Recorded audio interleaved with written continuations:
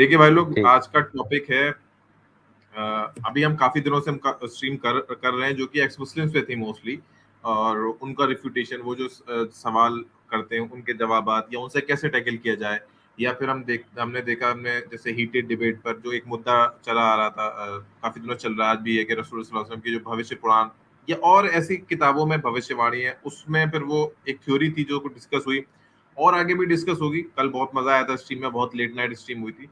लेकिन होता क्या है, जब आप बहुत क्रिटिसिज्म करते रहते हैं या सामने वाले को रिफ्यूट करते रहते हैं, नॉलेज बढ़ती है नो डाउट उससे, लेकिन कहीं ना कहीं हमें साथ के साथ ये भी करना चाहिए कि रिफ्यूट कर रहे हैं किसी को तो अपनी नॉलेज भी साथ के साथ कुछ ऐसे सेशन रखने चाहिए कि नॉलेज आपकी बढ़ती रहे, है ना, और उसमें हम अमल भी करते रहे।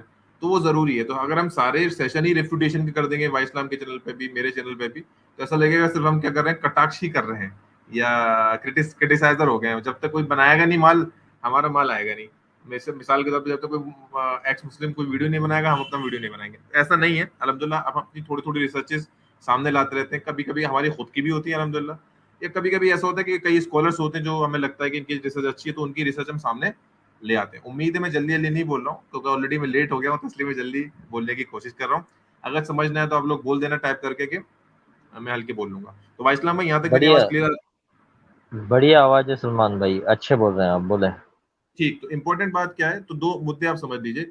आप कभी भी कुछ भी आपकी आइडियोलॉजी हो, हमेशा रिफ्यूटेशन में मत लगे रहना। आपकी नॉलेज में ऐसा कोई बहुत ज्यादा इजाफा नहीं होगा। आपको साथ के साथ बीच में अपनी नॉलेज भी इजाफा करते रहने चाहिए। बल्कि मैं ये मानता हूँ कि 60 से 70% टाइम कुछ नॉलेज सेशन में देना चाहिए, 30 से 40% क्रिटिसिज्म में देना चाहिए। ठीक है, उसमें कई चीजें होती है, साइकोलॉजिकल इफेक्ट भी होता है क्रिटिसिज्म से। मतलब अगर आप बहुत ज्यादा किसी की क्रिटिसिज्म करेंगे, जो कि जायज है एक्स मुस्लिम का करना, लेकिन कभी कभी उस क्रिटिसिज्म से, उस रिफ्यूटेशन से अपनी लाइफ पे भी कभी कभी जो है साइकोलॉजिकल अप्रोच, सॉरी, इन्फ्लुएंस हो जाता है नकारात्मक। आप घर पे भी हो सकता है हर किसी की बात को नकार रहे हो, ऐसा मुमकिन है। तो इसलिए बैचेस रखें, और दो हमने स्ट्रीम या 3 स्ट्रीम करनी रेफ्यूटेशन की, तो दो कम से कम हम कर लेंगे, या एक स्ट्रीम कम से कम कर लें जिसमें हमने कुछ नया सीखा हो या रिविजिट किया हो कुरान से, क्योंकि अल्टीमेट सोर्स हमारी जो रूहानी तकवीयत का, वो कुरान ही है। ठीक है, चाहे थोड़ा ही सीखें लेकिन सीख लें। क्योंकि हम ये इंतजार करेंगे कि जब कब एक्स मुस्लिम सवाल उठाए तब हम जवाब दें, तो हम उसका इंतजार कर रहे हैं, तो हम पीछे हैं।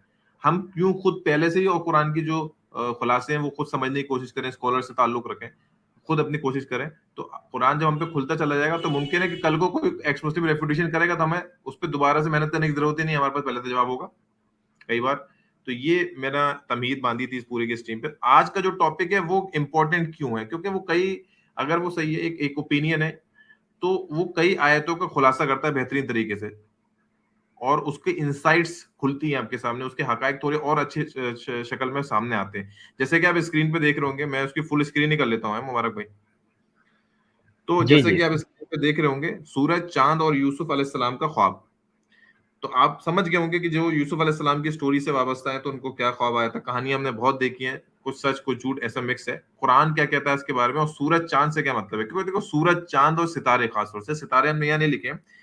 ऐसा कंसेप्ट है कि पूरे कुरान में सूरज, चांद और सितारे सैकड़ों बार आए। मतलब मेरे ख्याल है अगर सूरज, चांद और सितारों की आयतें मिला ली जाए तो 100 के पार पहुंच जाएंगी।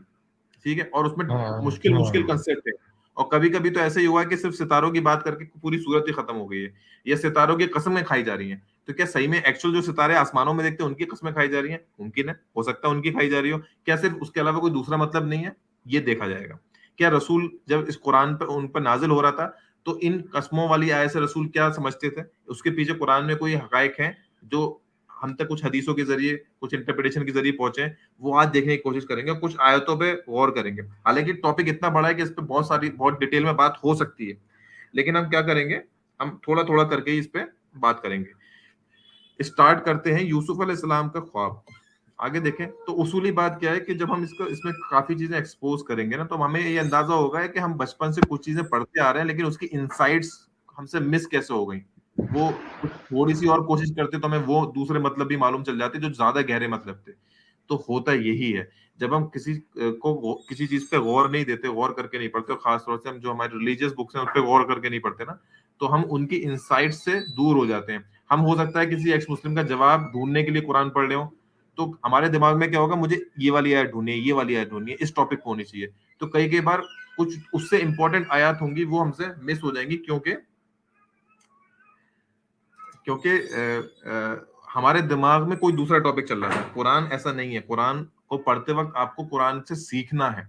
पहला पॉइंट ये हो गया।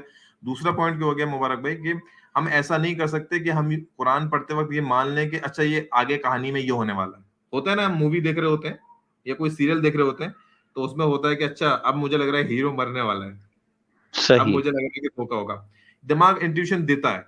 कुरान पढ़ते वक्त भी मुमकिन है इंट्यूशन आए। वो कैसे आ सकता है? मिसाल के तौर पे वो कहानी आपने कहीं किसी से सुनी है, घर पे सुनी है, मोहल्ले में सुनी है, मस्जिदों में सुनी है। आप कुरान का जब तर्जुमा पढ़ लें तो आप कहेंगे हाँ ये वही यूसुफ अलैहि सलाम की कहानी है, मुमकिन है, जिसमें जुलेखा थी और जो बूढ़ी थी वो जवान हो गई। अब आपने क्या किया, अपना मन तो नहीं, आपने दिमाग बना लिया कि कहानी उस तरफ ही जाएगी। ये कुरान के साथ नहीं करना है। कुरान को हम नहीं सिखा सकते, कुरान से सीखना है। ये बहुत खतरा खतरा है। आप एज्यूम नहीं कर सकते कि आप पहले से जानते हो कुरान में। आपको कुरान से सीखना ही है, और यही आदमी स्लिप हो जाता है। ये बहुत बारीक चीजें आप सोच रहे होंगे यहाँ पे क्या यूटिलिटी है, यकीन माने बहुत यूटिलिटी है। आप कुरान के तर्जुमे पढ़ते वक्त, अरबी समझते वक्त ये नहीं मान सकते कि फुला इमाम से मैं सुन चुका। भाई खाली दिमाग करो, फिर तर्जुमा पढ़ो। इसीलिए सुबह के वक्त कुरान की तिलावत की ज्यादा इंपॉर्टेंस है। क्यों? क्योंकि फरिश्ते होते हैं। क्यों? क्योंकि आप उस वक्त इतने ऑक्युपाइड नहीं होते पूरे दिन के काम से, इतने सुबह के वक्त फ्री होते हैं। आप समझ रहे हैं मैं किस तरह बात ले जाना चाह रहा हूँ? यही बात कुरान ने सूरह 7 आयत नंबर 146 में लिखी है। अल्लाह ताला फरमाते हैं कि मैं अपनी आयत से उनको दूर कर दूंगा जो मेरी किताब को तकब्बुर से इंटरप्रेट करते हैं, तावील करते हैं अपने हिसाब से, हैं, और सच्चाई को झुटला देते हैं, छोड़ देते हैं। और अगर वो आयत देख भी लें तो उसमें नहीं मानेंगे। क्यों नहीं मानेंगे? क्योंकि उनका अपना तरीका है, वो अपने हिसाब से समझना चाहते हैं, है ना। फिर कुरान में लिखा हुआ है, if they see the way of finding the correct direction, और अगर उन्हें रास्ता मिल भी जाए सीधा सीधा कुरान में से, अल्लाह की किताब में से, तो वो रास्ता नहीं अपनाएंगे वो। And if they see the way of finding the wrong, अगर उनमें कुछ गलत चीज मिल जाए तो उसको अपना लेंगे या सही को गलत कर लेंगे। तो दिस इज सो, वो इसलिए क्योंकि उन्होंने शुरू में ही अपनी आयतों को झुटला दिया था। And they were inattentive to them, और हमारी आयतों पे गौर नहीं करते थे। गौर करना बहुत जरूरी है। तो क्या इस हम इस छोटी सी रिसर्च में, बहुत बड़ी हो सकती थी लेकिन मैंने छोटी कही, हम कुछ आगे समझ सकते हैं, इंशाल्लाह समझेंगे। कॉलर्स हम बीच में नहीं लेंगे वरना लय टूट जाएगी। अब यकीन माने मैं बहुत लंबी नहीं करूंगा इसको, है ना। और हो सकता है कुछ चीजें काम की निकले। मैं पूरी कोशिश करूंगा कि अगर 2 आयत ही काम समझ में आ जाए तो वो हमारे लिए टारगेट, और आपका भी टाइम बच जाएगा, हमारा भी बच जाएगा। आगे चलते हैं। तो अल्टीमेटली आते हैं सूरह 12 जो कि सूरह यूसुफ है, सबको मालूम है। और इसमें क्या ख्वाब था जिसकी बात की जा रही है। अब जैसे ही मैंने ये बात बोली होगी, आप यकीन मानो जितने भी व्यूअर हमारे देख रहे हैं, जो बाद में देखेंगे, उनके दिमाग में आ जाएगा हाँ वो तो ख्वाब हमें मालूम है। क्यों मुबारक भाई? वो ख्वाब तो हमें मालूम है। हमने वो खुला जगह सही। देखा है कि वो चांद सितारा और कुछ सजदा कर रहे थे कुछ इस तरह से।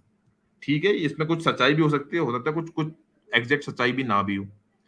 ठीक है, तो ये क्लीन अप करते रहना, क्योंकि थॉट्स को नहीं रोक सकते आप, लेकिन थॉट्स को हटाते रहो, कुरान को पढ़ते वक्त हटाते रहो। बिस्मिल्लाह रहमान रहीम।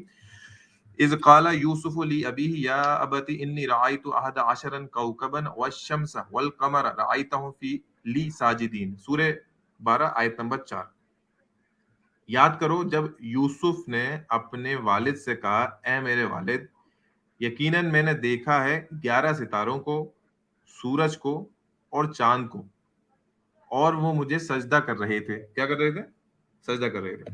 अब जैसे ही ये चीज हमारे सामने आती है, साजिदीन लिखा हुआ, तो एक लिटरली मतलब तो सजदा करना जो हम नमाज में करते हैं वो होता है। अक्सर स्कॉलर्स ने लिया भी है। लेकिन अगर हम ये मान लें कि सूरज भी गोल है, हम ये मान लें कि चांद भी गोल है और सितारे भी गोल ही नजर आते हैं, है ना, या ऑलमोस्ट गोल होते हैं, कोई कोई पेज की तरह तो नहीं होते, या इंसान तो नहीं होते, तो हम कैसे विजुलाइज करेंगे कि वो गोल चीज जो है कोई सजदा कर रही है? सजदा करने का मतलब झुकना, जो अभी हम ले रहे हैं दिमाग में, जो हम सुनते हुए आए हैं, तो बिल्कुल विजुलाइज नहीं कर सकते। और जो हो सकता है कुछ मुसलमान या कोई लोग ऐसे हो जो कहते हैं नहीं हम तो फ्लैट में मानते हैं, है ना कि सूरज गोल तो है लेकिन सिक्के की तरह है, उसको भी आप सजदा करते नहीं मान सकते। विजुलाइज करना मुश्किल है ना। तो अब इंपॉर्टेंट बात क्या है कि ये साजिदीन का कुरान में सिर्फ लिटरली सजदे में भी आया है। मैं इसकी डिटेल में नहीं जाऊंगा, लेकिन सजदा कुरान में फॉलो करने को भी आए, इत्तिबा करने को भी आए, यानी कि किसी की तरफ जाना है। सजदा करना एक तो जाहिरी सजदा हो गया, और एक अल्लाह को फॉलो करना, अब अल्लाह की तरफ चले जाओ, यानी कि अल्लाह की तरफ, अल्लाह के करीब आ जाओ। तो मुमकिन है यहाँ पे जो पॉसिबिलिटी, हम मैं दावा कोई नहीं करूंगा, और जो भी हम दावे करेंगे हवालों से करेंगे। तो जब यूसुफ अलैहिस्सलाम ने जो ख्वाब देखा तो उसमें वो सजदा करना लिटरली नहीं था, ये आप समझे इस बात को, है ना। वो सजदा करना था कि ये जो मैंने सितारे हैं, चांद हैं और ये सूरज है, ये मुझे फॉलो कर रहे हैं, मेरी इत्तबा में है, यानी कि मैं कहीं ना कहीं डोमिनेटिव जगह पे हूँ। ये मुमकिन है एक ताबीर, ठीक है। मैं और डिटेल में नहीं जाऊंगा, आगे चलते हैं। तो ये ख्वाब हो गया। फिर इसकी बहुत लंबी कहानी आगे चलती है कुरान में। फिर 100 के ऊपर आयतें इसमें।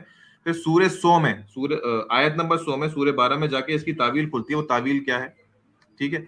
वो तावील ये है, ये देखिए इसमें लिखा हुआ है, मैं पूरा नहीं पढ़ रहा इसको। वरफा अबवैहि अलल अर्शि वखर्रू लहू सुज्जदा।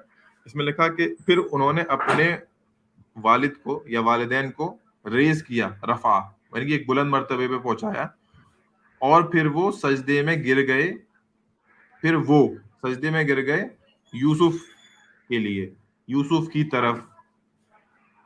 फिर उन्होंने कहा, किसने, यूसुफ अलैहिस्सलाम ने, ए मेरे वालिद, यही तावील थी रोया की जो मैंने आपको बताया था, यानी कि बहुत साल पहले बचपन में बताया था, और ये सच हो गया। और खुदा मेरा बहुत मेहरबान है कि उसने मुझे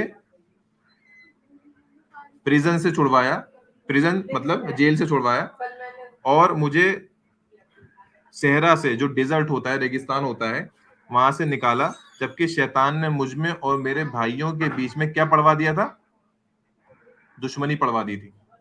क्लियर है बात? यहां तक मेरे ख्याल है बात समझ में आ रही है। अब यहाँ पे मुबारक भाई हम साथ देंगे ताकि डिस्कशन होता रहे। मैं बोल रहा हूँ, मुझे मालूम मोबाइल पे शायद आपको क्लियर ना दिख रहा हो। तो इसमें क्या है, जी इसमें आयत में लिखा है कि उन्होंने अपने वालिदैन को एक बेहतर पोजीशन पे पहुंचाया, है ना, और वो सजदे में गिर गए। अब वो से क्या मुराद है, नॉर्मली आप तफसीर में उठा लेंगे ना, तो तौरात से, बाइबल से ले देंगे, पूरा लिखा हुआ है कि उसमें 11 भाई थे और माँ बाप ये सब सजदे में गिर गए, ठीक है ना। अब यहाँ पे ये क्लियर नहीं है, क्योंकि यहाँ कुरान में क्लियरली लिखा नहीं है कि 11 भाई और माँ बाप सजदे में गिर गए, क्योंकि वो सजदे में गिर गए। अब माँ बाप तो गिरे, 2 लोग, लेकिन उनके अलावा कौन कौन थे, हमें फिर तफसीरों में जाना पड़ता है। आप मेरी बात समझ रहे हैं ना? तो जो जैसे ही हमें तफसीरों में जाना पड़ जाए, तो बात को आप सुन जी लें, तो जी ऑथेंटिक जी 100% में ना रखें। बस ये फर्क करना जरूरी है कि अच्छा ये कौन सी मैंने तफसीरों से ली है या रिवायतों से ली है, कौन सी मुझे कुरान में डायरेक्टली मिल रही है। अच्छा दूसरी बात ये कि फिर से लिखा हुआ कि सजदे में गिर गए, फिर यहाँ पे एक वर्ड है वखर्रू लहू। तो ये वर्ड से लोगों ने इसका मुराद सजदा ही लिया। क्यों लिया? क्योंकि इसका मतलब निकला कि नॉर्मली एक सजदा करने का तरीका होता था उस जमाने में, हमारी तरह नहीं था, थोड़ा लगता, जिसमें थोड़ी के बल, थोड़ी होती है ना चिन, तो चिन के बल जो है लोग सजदा करके आवाज निकाल के गिर जाते थे, समझ रहे हैं ना, आवाज निकाल के दोनों हाथ फैला के गिर जाते थे, तो उसको वो खर्रू, आवाज निकाल के गिर जाना। अब ये भी तफसीरों से किया है, पॉइंट समझे। यहाँ पे जो मैं इतनी डिटेल बोली मैंने कि चिन पे थोड़ी के बल लेटते थे, हाथ गिरा के गिर जाते थे, ये इस कुरान की आयत में नहीं है कहीं पे। यहाँ खर्रू का मतलब है कि आवाज बा आवाज सजदा किया, ऐसा मतलब निकल सकता है, आप समझ रहे हैं ना।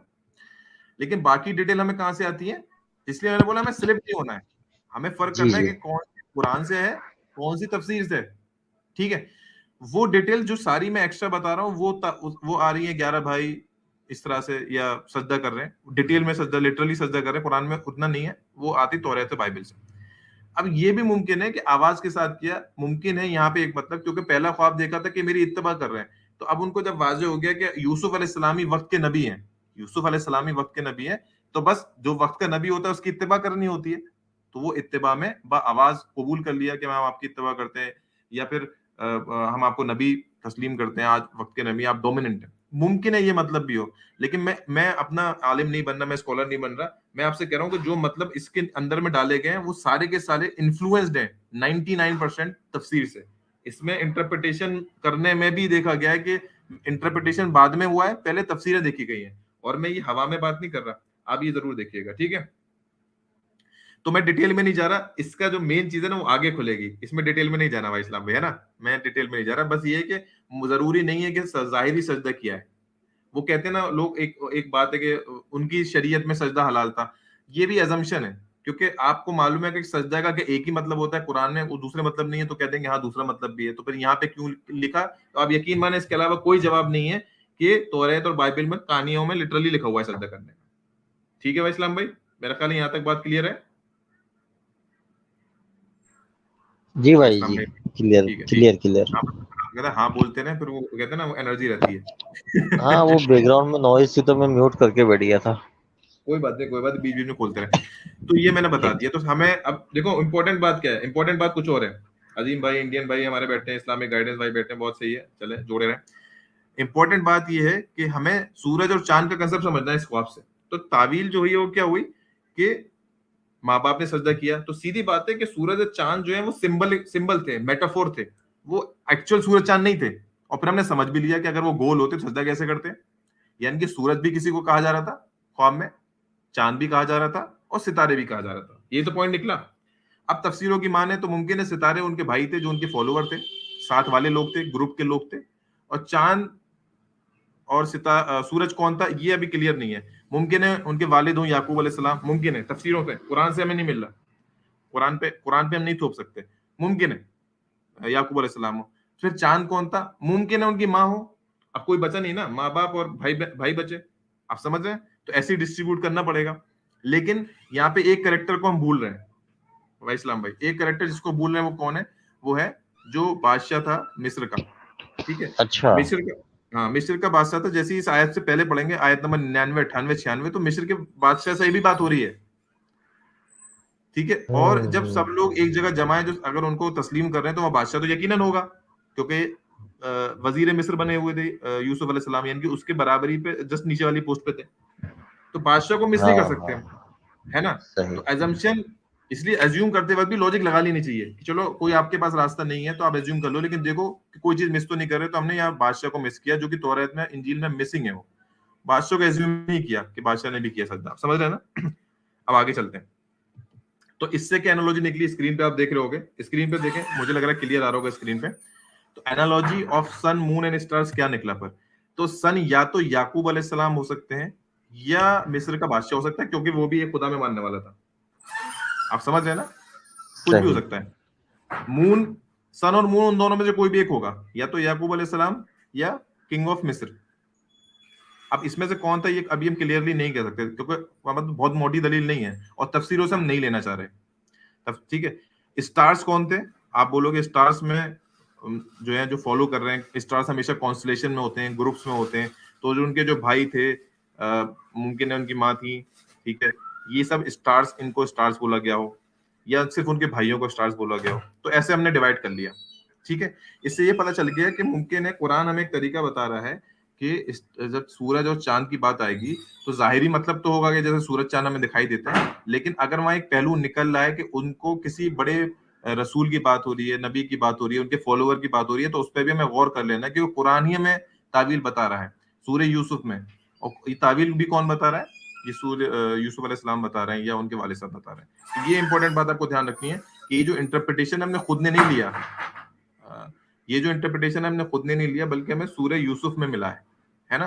तो इसमें कोई, जैसे अहले कुरान भाई हमारे कुछ होते हैं, वो अपने मतलब निकालते हैं डिक्शनरी से। ये तो होता है ना भाई इस्लाम भाई, कि भाई डिक्शनरी में ये हम्म। मतलब है, ये मतलब है, ये मतलब है। ठीक है भाई, आपको डिक्शनरी यूज करनी पड़ेगी, लेकिन कहीं कहीं भी कोई सा भी मतलब फिट कर देते हैं कि ये मतलब लेंगे तो ये हो जाएगा। ये देखिए, आप फिट कर सकते हैं, लेकिन आपको लॉजिक देनी पड़ेगी कि आपने क्यों मतलब लिया। आपके पास दलील होनी चाहिए कुरान से ही, कुरान के बाहर से नहीं होनी चाहिए। तो वो ज्यादा मजबूत मानी जाएगी कि आपने मतलब कुरान की हेल्प से ही लिया।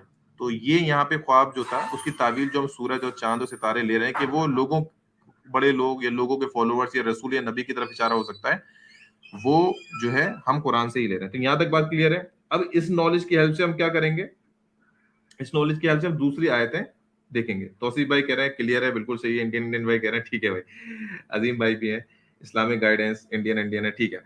तो अब इस नॉलेज को हम इम्प्लाई करेंगे आगे और आयतों पे, जिसपे आप देखेंगे एक्स मुस्लिम बहुत सारे सवाल उठाते हैं। कभी कभी हमें भी क्लियर नहीं होती, खाली भांडा उन पे ही नहीं फोड़ना चाहिए, हमें भी कुछ कुछ बातें हो सकता है पहली बार में क्लियर ना हो। तो देखते हैं क्या उससे कुछ बातें खुल जा रही हैं। आगे चलते हैं। अब मैं पहले, ये कंसेप्ट है इस्लामिक कंसेप्ट, जो कुरान का कंसेप्ट है, ठीक है ना? नेक लोगों को सूरज चांद या सितारों के ताबील की जा रहा है। क्या और कल्चर्स में और रिलीजन्स में कुछ ना कुछ ऐसा कंसेप्ट मिलता है? थोड़ा बहुत करीबन करीबन मिलता है। जैसे कि कंसेप्ट हम देखें वैदिक कल्चर में, वैदिक कल्चर यानी कि जो वेद वगैरह है, तो अच्छा मैंने मिक्स कर दिया। तो वैदिक कल्चर में जो मून होता है, जो चांद होता है ना, उसको मेल मानते हैं। मेल या मर्द जो होगा उसको वो चांद से तस्वीर देते हैं, कि अगर चांद है तो उसको बोलेंगे ये मेल होगा, फीमेल नहीं होगा। इसी तरह से वो कहता, कुछ उन्होंने इंटरप्रिटेशन है वेद में, तो वो कहते हैं जो 27 सितारे हैं ना, वो उस मर्द की बीवियां हैं 27। यानी कि सितारों को वो फीमेल लेते हैं, सितारों को फीमेल लेते हैं वैदिक कल्चर में, और चांद को मेल लेते हैं। ठीक है, अब इनके लॉजिक क्या नहीं पता, लेकिन संगम तमिल टेक्स्ट में मिल जाएगा, इसका रेफरेंस मैंने नीचे दे दिया है। इसी तरह से यूरोपियन कल्चर में देखोगे तो चांद को फीमेल मानते हैं, चांद को फीमेल मानते हैं। क्लियर होगी बात? जैसे वैदिक कल्चर में आप देखेंगे चंद्रमा बोलते हैं, तो चंद्रमा मेल है, लेकिन आप यूरोपियन कल्चर में देखेंगे तो यूरोपियन कल्चर जो है वो किस तरह से है, अगर बाइजेंटीन एम्पायर देखें आप, या उसका ये डिसेंडेंट्स है, या आप देखें ग्रीक कल्चर जो है ना, जो बहुत एंशिएंट ग्रीक कल्चर, तो उसके डिसेंडेंट्स है यूरोपियन। तो वहां जो चांद को ना ये फीमेल या फेमिनिन दिखाते थे। तो अब उनके पास का लॉजिक है, वो मुमकिन है क्या मैं नहीं पता हूँ, क्योंकि हिस्टोरिकल बात है। अब रोमन्स में देखें आप, एंशियंट रोमन रिलीजन में क्या था कि मून को मानते थे कि लूना उनकी एक देवी थी, लूना, जिसको वो मानते थे कि चंद्रमा का रूप उसने धारण किया हुआ है। इनके असल में लूना और चंद्रमा एक ही है। कहाँ पे मानते थे? कॉन्सेप्ट इन रोमन्स में। उसी तरह से आप देखें एक एक उनका था सोल भगवान, सोल था, उसको वो सूरज बोलते थे, सूरज देवता तरह बोलते थे। हमारे हिंदुओं में भी बोलते हैं सूरज देवता है। ठीक है, चंद्र देवता है, सूरज देवता है, या दोनों को मेल मानते हैं। रोमन्स में या यूरोपियंस में वो मून को फीमेल बताते थे, देवी बताते थे। ठीक है, इसी तरह से लूना भी है, उसको और फिर इस तरह से इनका त्रिदेव था, यानी कि तीन ट्रिपल गॉडेस थी, तीन फीमेल डिटीज थी जिसको वो पूजा करते थे रोमन्स में। आगे चलते हैं, ग्रीक में क्या कंसेप्ट था? तो ग्रीक में भी जो है मून को फीमेल डिटी या देवी ही मानते थे।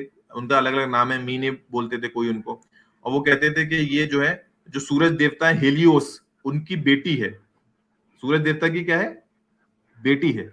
और एक जो देवी थी वो थी डॉन की। डॉन मतलब होता है कि जब सुबह होती है ना, सुबह रात छट रही होती है और सूरज निकल रहा होता है, तो उसको डॉन बोलते हैं। तो बोलते हैं उसके वक्त की भी एक देवी थी ईओस। मैं ये सब क्यों बता रहा हूँ आपको? ये बता रहा हूँ कि कहीं ना कहीं जो सिंबोलिज्म है ये इन कल्चर्स में भी रहा है। अब बात आएगा कि भाई सिंबोलिज्म कुरान भी बता रहा है, सिंबोलिज्म ये कल्चर भी बता रहे हैं, तो फर्क क्या है? फर्क ये है कि इनका जो सिंबोलिज्म है, इनके पास कोई दलील नहीं है, इनके पास कोई दलील नहीं है, सुन सुना के आगे चलते हुए आ रहे हैं। मुमकिन है इनसे पहले किसी नबी की नॉलेज इनके पास आई हो, तो वो क्या हो गई है? डिस्टॉर्ट हो गई है। हम जो बता रहे हैं कुरानिक रेफरेंस से बता रहे हैं, वो प्योर फॉर्म में है, यानी कि प्योर फॉर्म में है, और उसमें हमें तुक्केबाजी की जरूरत नहीं है। लेकिन सिंबोलिज्म दुनिया में आज भी मौजूद है, चांद सूरज को सिंबोलिज्म की तरह यूज किया जाता है। मेसोपोटामियन सिविलाइजेशन में क्या है? मेसोपोटामियन सिविलाइजेशन में एक देवी बहुत बड़ी मानी जाती थी, उसको ईस्तार कहते थे। क्या कहते थे? ईस्तार कहते थे। कभी कभी बोलते थे ये मर्द भी है औरत भी है, कोई भी कहते थे नहीं वो औरत ही है। ठीक है, और आप याद करें कि जो ईस्तार देवी है, कुछ लोग कहते हैं कि जो ईसाई है ना भाई इस्लाम भाई, जो ईसाई है, जो ईसा अलैहिस्सलाम की माँ मैरी की जो मूर्ति बनाते हैं, वो कहते हैं वो मूर्ति भी आज काफी टाइम से उसी तरह से बनाई जा रही है जो उस वक्त देवी ईस्तार की बनाई जाती थी। तो ये बड़ी सिमिलैरिटीज है। घूम फिर के आपको बताना है कि सिंबोलिज्म है चांद और सूरज और सितारों में। अदर कल्चर में भी देख लेंगे तो अफ्रीका में भी आपको इस तरह का मिल जाएगा कि जो सितारे हैं, ग्रुप ऑफ सितारे, उनको बोला जाता था कि एक माँ अपने बच्चों के साथ है, तो जो सारे बच्चे ना उसको बोला जाता था सितारे, ग्रुप ऑफ सितारों को बोला जाता था। ये हो गया। या फिर कुछ कंसेप्ट में माना जाता था कि एक आदमी अगर उसकी बहुत सारी मेडिन्स हैं या बीवियां हैं तो उसको सितारे बोला जाता था। घूम फिर के आसपास के लोगों को सितारे बोला जाता था। इनसे हम दलील नहीं ले रहे, ये ध्यान रखना। इनसे हम दलील नहीं ले रहे, हम दलील कहां से लेंगे? कुरान से लेंगे। इस्माइल भाई अस्सलाम वालेकुम। वालेकुम एक्टिव? अस्सलाम वरहमतुल्लाहि वबरकातुहू। सलमान भाई और इस्लाम भाई, खैरियत? जी बिल्कुल खैरियत भाई इस्लाम भाई। अब तक का जो हुआ है कि अल्हम्दुलिल्लाह। आप 1 डेढ़ 2 मिनट बोल लें, जब तक मैं पानी वानी पी लूं, आप फिर मैं आगे बढ़ाता हूँ। जी माशाल्लाह, मैं सुन रहा हूँ सलमान भाई, और जो भी आप बता रहे हैं, पहली बार मैं भी इस आयत के बारे में इतना सुन रहा हूँ, और काफ़ी कुछ समझने के लिए मुझे मिल रहा है, और मैं भी जानूंगा, और आगे इस पर रिसर्च करूंगा जो भी आप बता रहे हैं। और जो इस पे हमारी पहले थोड़ी बहुत बात हुई है कि हाँ, ये आयत तो मेटाफोरिकल है, और एक एक करेंगे सलमान भाई, ये जो सजदा है ना, सजदे पे भी एक स्ट्रीम करेंगे हम इंशाल्लाह। एक इम्पोर्टेंट टॉपिक है सजदा। और अक्सर मुसलमानों में कंफ्यूजन रहता है कि भाई, जब सजदा हराम है तो फिर आदम अलैहिस्सलाम को सजदा क्यों करवाया, ये ताजीमी सजदा क्या होता है, और इबादती सजदा क्या होता है। तो इस पे हम करेंगे इंशाल्लाह एक स्ट्रीम। जरूर जरूर भाई इस्लाम भाई, बहुत इम्पोर्टेंट टॉपिक है ये जी अंडरस्टैंडिंग जी। के लिए। लेकिन सरकार की शरीयत में ये भी डाउट आता है कि भाई शोहर को भी जो है सजदा करने का हुक्म नहीं दिया अल्लाह ताला, झुकने का हुक्म हाँ, नहीं एक है। एक हदीस है शोहर की कि एक शख्स जो है आप सल्लल्लाहु अलैहि वसल्लम के पास आया और कहने लगा कि मतलब वो इतना इन्फ्लुएंस, मतलब इतना मुतासिर था कि वो कहने लगा कि मैं आपको सजदा करना चाहता हूँ। तो नबी सल्लल्लाहु अलैहि वसल्लम ने बोला कि तुम्हें जो है इसका हुक्म नहीं है। अगर सजदा हम्म, जायज़ होता, मेरी उम्मत में अगर सजदा जायज़ होता तो मतलब बीवी को कहा जाता कि अपने शोहर को सजदा करे। सुभान अल्लाह, बिल्कुल बिल्कुल तो शरीयत में। सजदा तो जो है वो हराम है। तो इस पे करेंगे इंशाल्लाह हम। बिल्कुल। बस 1 मिनट दे, मैं बस 1 मिनट में। हम्म, ये तो कुरान है ना इस्माइल भाई। हमारे भाई इस्लाम भाई। जी जी भाई। जी जी, कुरान, बिल्कुल कुरान की हाँ आयत ही बिल्कुल कुरान सलमान की आयत भाई है, बता रहे हाँ। हैं। मुझे अच्छे से तरह से याद है जब मैं इंटर में था, तो ये कॉन्सेप्ट पूरा क्लियरली बता रहे थे हमारे टीचर, उर्दू टीचर, अरबी अरबिक टीचर, अरबिक सब्जेक्ट होता था। तो बहुत ही इंटरेस्टिंग समझ में आया था, और सूर्य यूसुफ में तो पूरा क्लियरली हज़रत यूसुफ अलैहिस्सलाम के बारे में बताया गया है, और तफसीरें तो भरी पड़ी है हज़रत हम्म। इनके वालिद के बारे में। हज़रत यूसुफ अलैहिस्सलाम के जो वालिद थे हज़रत याकूब अलैहिस्सलाम, जी। हाँ, उनके बारे में भी बहुत बहुत प्यारी चीज़ें मिलते हैं। अच्छा, सूरह यूसुफ के बारे में भी कहा जाता है जी। कि जो है आप सल्लल्लाहु अलैहि वसल्लम पे जो लोग मतलब दुश्मन थे जो शक करते थे, तो वो ये उन्होंने टेस्ट किया उनको, आप सल्लल्लाहु अलैहि वसल्लम को। उन्होंने प्लान किया कि भाई अगर ये वाकई में नबी होंगे तो ये यूसुफ अलैहि सलाम के बारे में जानते होंगे अच्छे से। हो। तो तो आप सल्लल्लाहु अलैहि वसल्लम को जो है वो उन्होंने एक एक को पहुंचाया कि भाई आप पता करो कि उनको जो है यूसुफ अलैहि सलाम के बारे में कुछ पता है कि नहीं पता है। तो अल्लाह अच्छा, ताला ने, हाँ, अल्लाह ताला ने फिर ये सूरह यूसुफ जो है ये नाजिल की। सुभान और अल्लाह। ये पहली ऐसी सूरत, मतलब पहली ऐसी सूरह है जो एक ही बार में पूरी की पूरी नाजिल हुई है। मतलब इसकी जो आयतें हैं, मतलब ये टुकड़ों में नाजिल नहीं हुई है। पूरा की पूरा यूसुफ अलैहिस्सलाम की जो हिस्ट्री थी वो एक ही बार में अल्लाह ताला ने आप सल्लल्लाहु अलैहि वसल्लम पे नाजिल कर दी। उतना बड़ा सूरा एक ही दफा में वैसलम भाई? जी जी। अच्छा। हाँ, वो मैं मैं मतलब नबी। मैं सुना था खाली सूरह फातिहा ही एक ऐसी सूरत है जो पूरे साथ के साथ आयत एक साथ उतरे बोल करके, और नहीं, सूरह वो यूसुफ भी सात है। हाँ, सूरह यूसुफ है। ये वाकया जो अच्छा, है पूरा की पूरा मतलब कितनी है, शायद 112 कितनी आयतें हैं इसमें। पता मैं नहीं। देखना पड़ेगा, हाँ। हम्म। तो सारी आयतें जो है पूरा वाकया एक ही बार में नाजिल हुआ था। अच्छा अच्छा, ट्रिपल वन आयतें हैं। हाँ, ये नबी अलैहिस्सलाम को चैलेंज किया था कि भाई आप यूसुफ अलैहिस्सलाम के बारे में क्या जानते हैं। अच्छा अच्छा। तो फिर जी वो। मैं, जी अच्छा सलमान मेरी भाई। आवाज आ रही है? जी जी, आ रही है सलमान में। ठीक ठीक, मैं आगे बढ़ता हूँ ताकि लोग बोर ना हो जाएं। तो हमने जो पहले कुछ आयतें बताई उसमें उसूल बताया कि अगर कुरान यूसुफ अलैहिस्सलाम के जरिए से सूरज, चांद और सितारों में बता रहा है कि वो एक्चुअल नहीं है, बल्कि उनकी ताबीर खुद यूसुफ अलैहिस्सलाम ने की, जिसमें मुमकिन उनके भाई हो, मुमकिन है उनके वालिद साहब याकूब अलैहिस्सलाम हो, और मुमकिन है बादशाह भी हो जो कि ईमान वाला था, मुमकिन है उनकी माँ भी हो। तो सूरज, चांद और सितारे कहीं ना कहीं ये पैगंबर मुमकिन है, या नबी ये भी मुमकिन है, बादशाह सूरज ये भी मुमकिन है, ख्वाब में ताबीर में किया जाता है, और मुमकिन है जो सितारे वो फॉलोवर्स हों, है ना। ये अब तक हमें डायरेक्टली कुछ समझ में आया है। आगे बढ़ते हैं। इससे हम ये नॉलेज हम अप्लाई करना चाहेंगे ऐसी आयतों पे जहाँ पे कुरान सूरज और चांद की बात करता है। जो नॉर्मल जो हमारा कंसेप्ट है, जैसे हम सूरज चांद पढ़ते हैं तो हमें हमारे दिमाग में सोलर सिस्टम आ जाता है और वो स्पेस आ जाता है। अब ये स्पेस की नॉलेज हमारे पास आज से 50 साल पहले नहीं थी, ये इतनी कॉमन नहीं थी जो बचपन बच्चे जो 8 9 क्लास में भी पढ़ते हैं। तो ये क्या होता है, एक एक बायस हो जाता है। जैसे ही हम सूरज पढ़ेंगे तो हमारे दिमाग में गोल गोल सेंटर में बना हुआ आ जाएगा, जिसके आसपास जो प्लेनेट घूम रहे हैं। इससे हमें अवॉइड करना है। हमें ये कंसेप्ट दिमाग से निकालना है, कम से कम कुरान को पढ़ते वक्त हमें ये मानना है कि ये कंसेप्ट ठीक है होगा, लेकिन जब हम कुरान को पढ़ रहे हैं तो हमें देखना है कि वो किस तरह से प्रेजेंट कर रहा है। वरना क्या होगा, हम उसी पस मंजर में जो हमारे दिमाग में आज सोलर सिस्टम का है वो क्या करेंगे, हम कुरान पे लागू करने की कोशिश करेंगे कि ऐसा क्यों नहीं हो रहा, अच्छा इसका मतलब ये। अल्टीमेटली हम अपने कंसेप्ट को सही करना चाहेंगे। अपना कंसेप्ट क्या है, जो साइंस का कंसेप्ट है आज सोलर सिस्टम वाला, 8 प्लेनेट हैं तो गोल गोल घूम रहे हैं इस तरह से, रोटेशन हो रहा है, रेवोल्यूशन हो रहा है, तो ये हमारे दिमाग में आ जाता है। इस चीज से ही बचना है। जब भी किसी टेक्स्ट को रीड करते वक्त आपके दिमाग में पहले से कुछ आ जाए तो उसको आपको सुपर इम्पोज नहीं करना है, उसको हमेशा खाली करते रहना है, हटाते रहना है। जो कुरान में क्लियर हो रहा है उससे समझना है, ठीक है। वरना क्या होगा, कुरान की नॉलेज में आप अपने दिमाग में कभी कभी जबान से भी कर देंगे, और वरना अपने दिमाग में इंफॉर्मेशन मिक्स कर देंगे, और जैसी इंफॉर्मेशन मिक्स हो जाती है कहीं ना कहीं ये एक शिर्क की फॉर्म बन जाती है।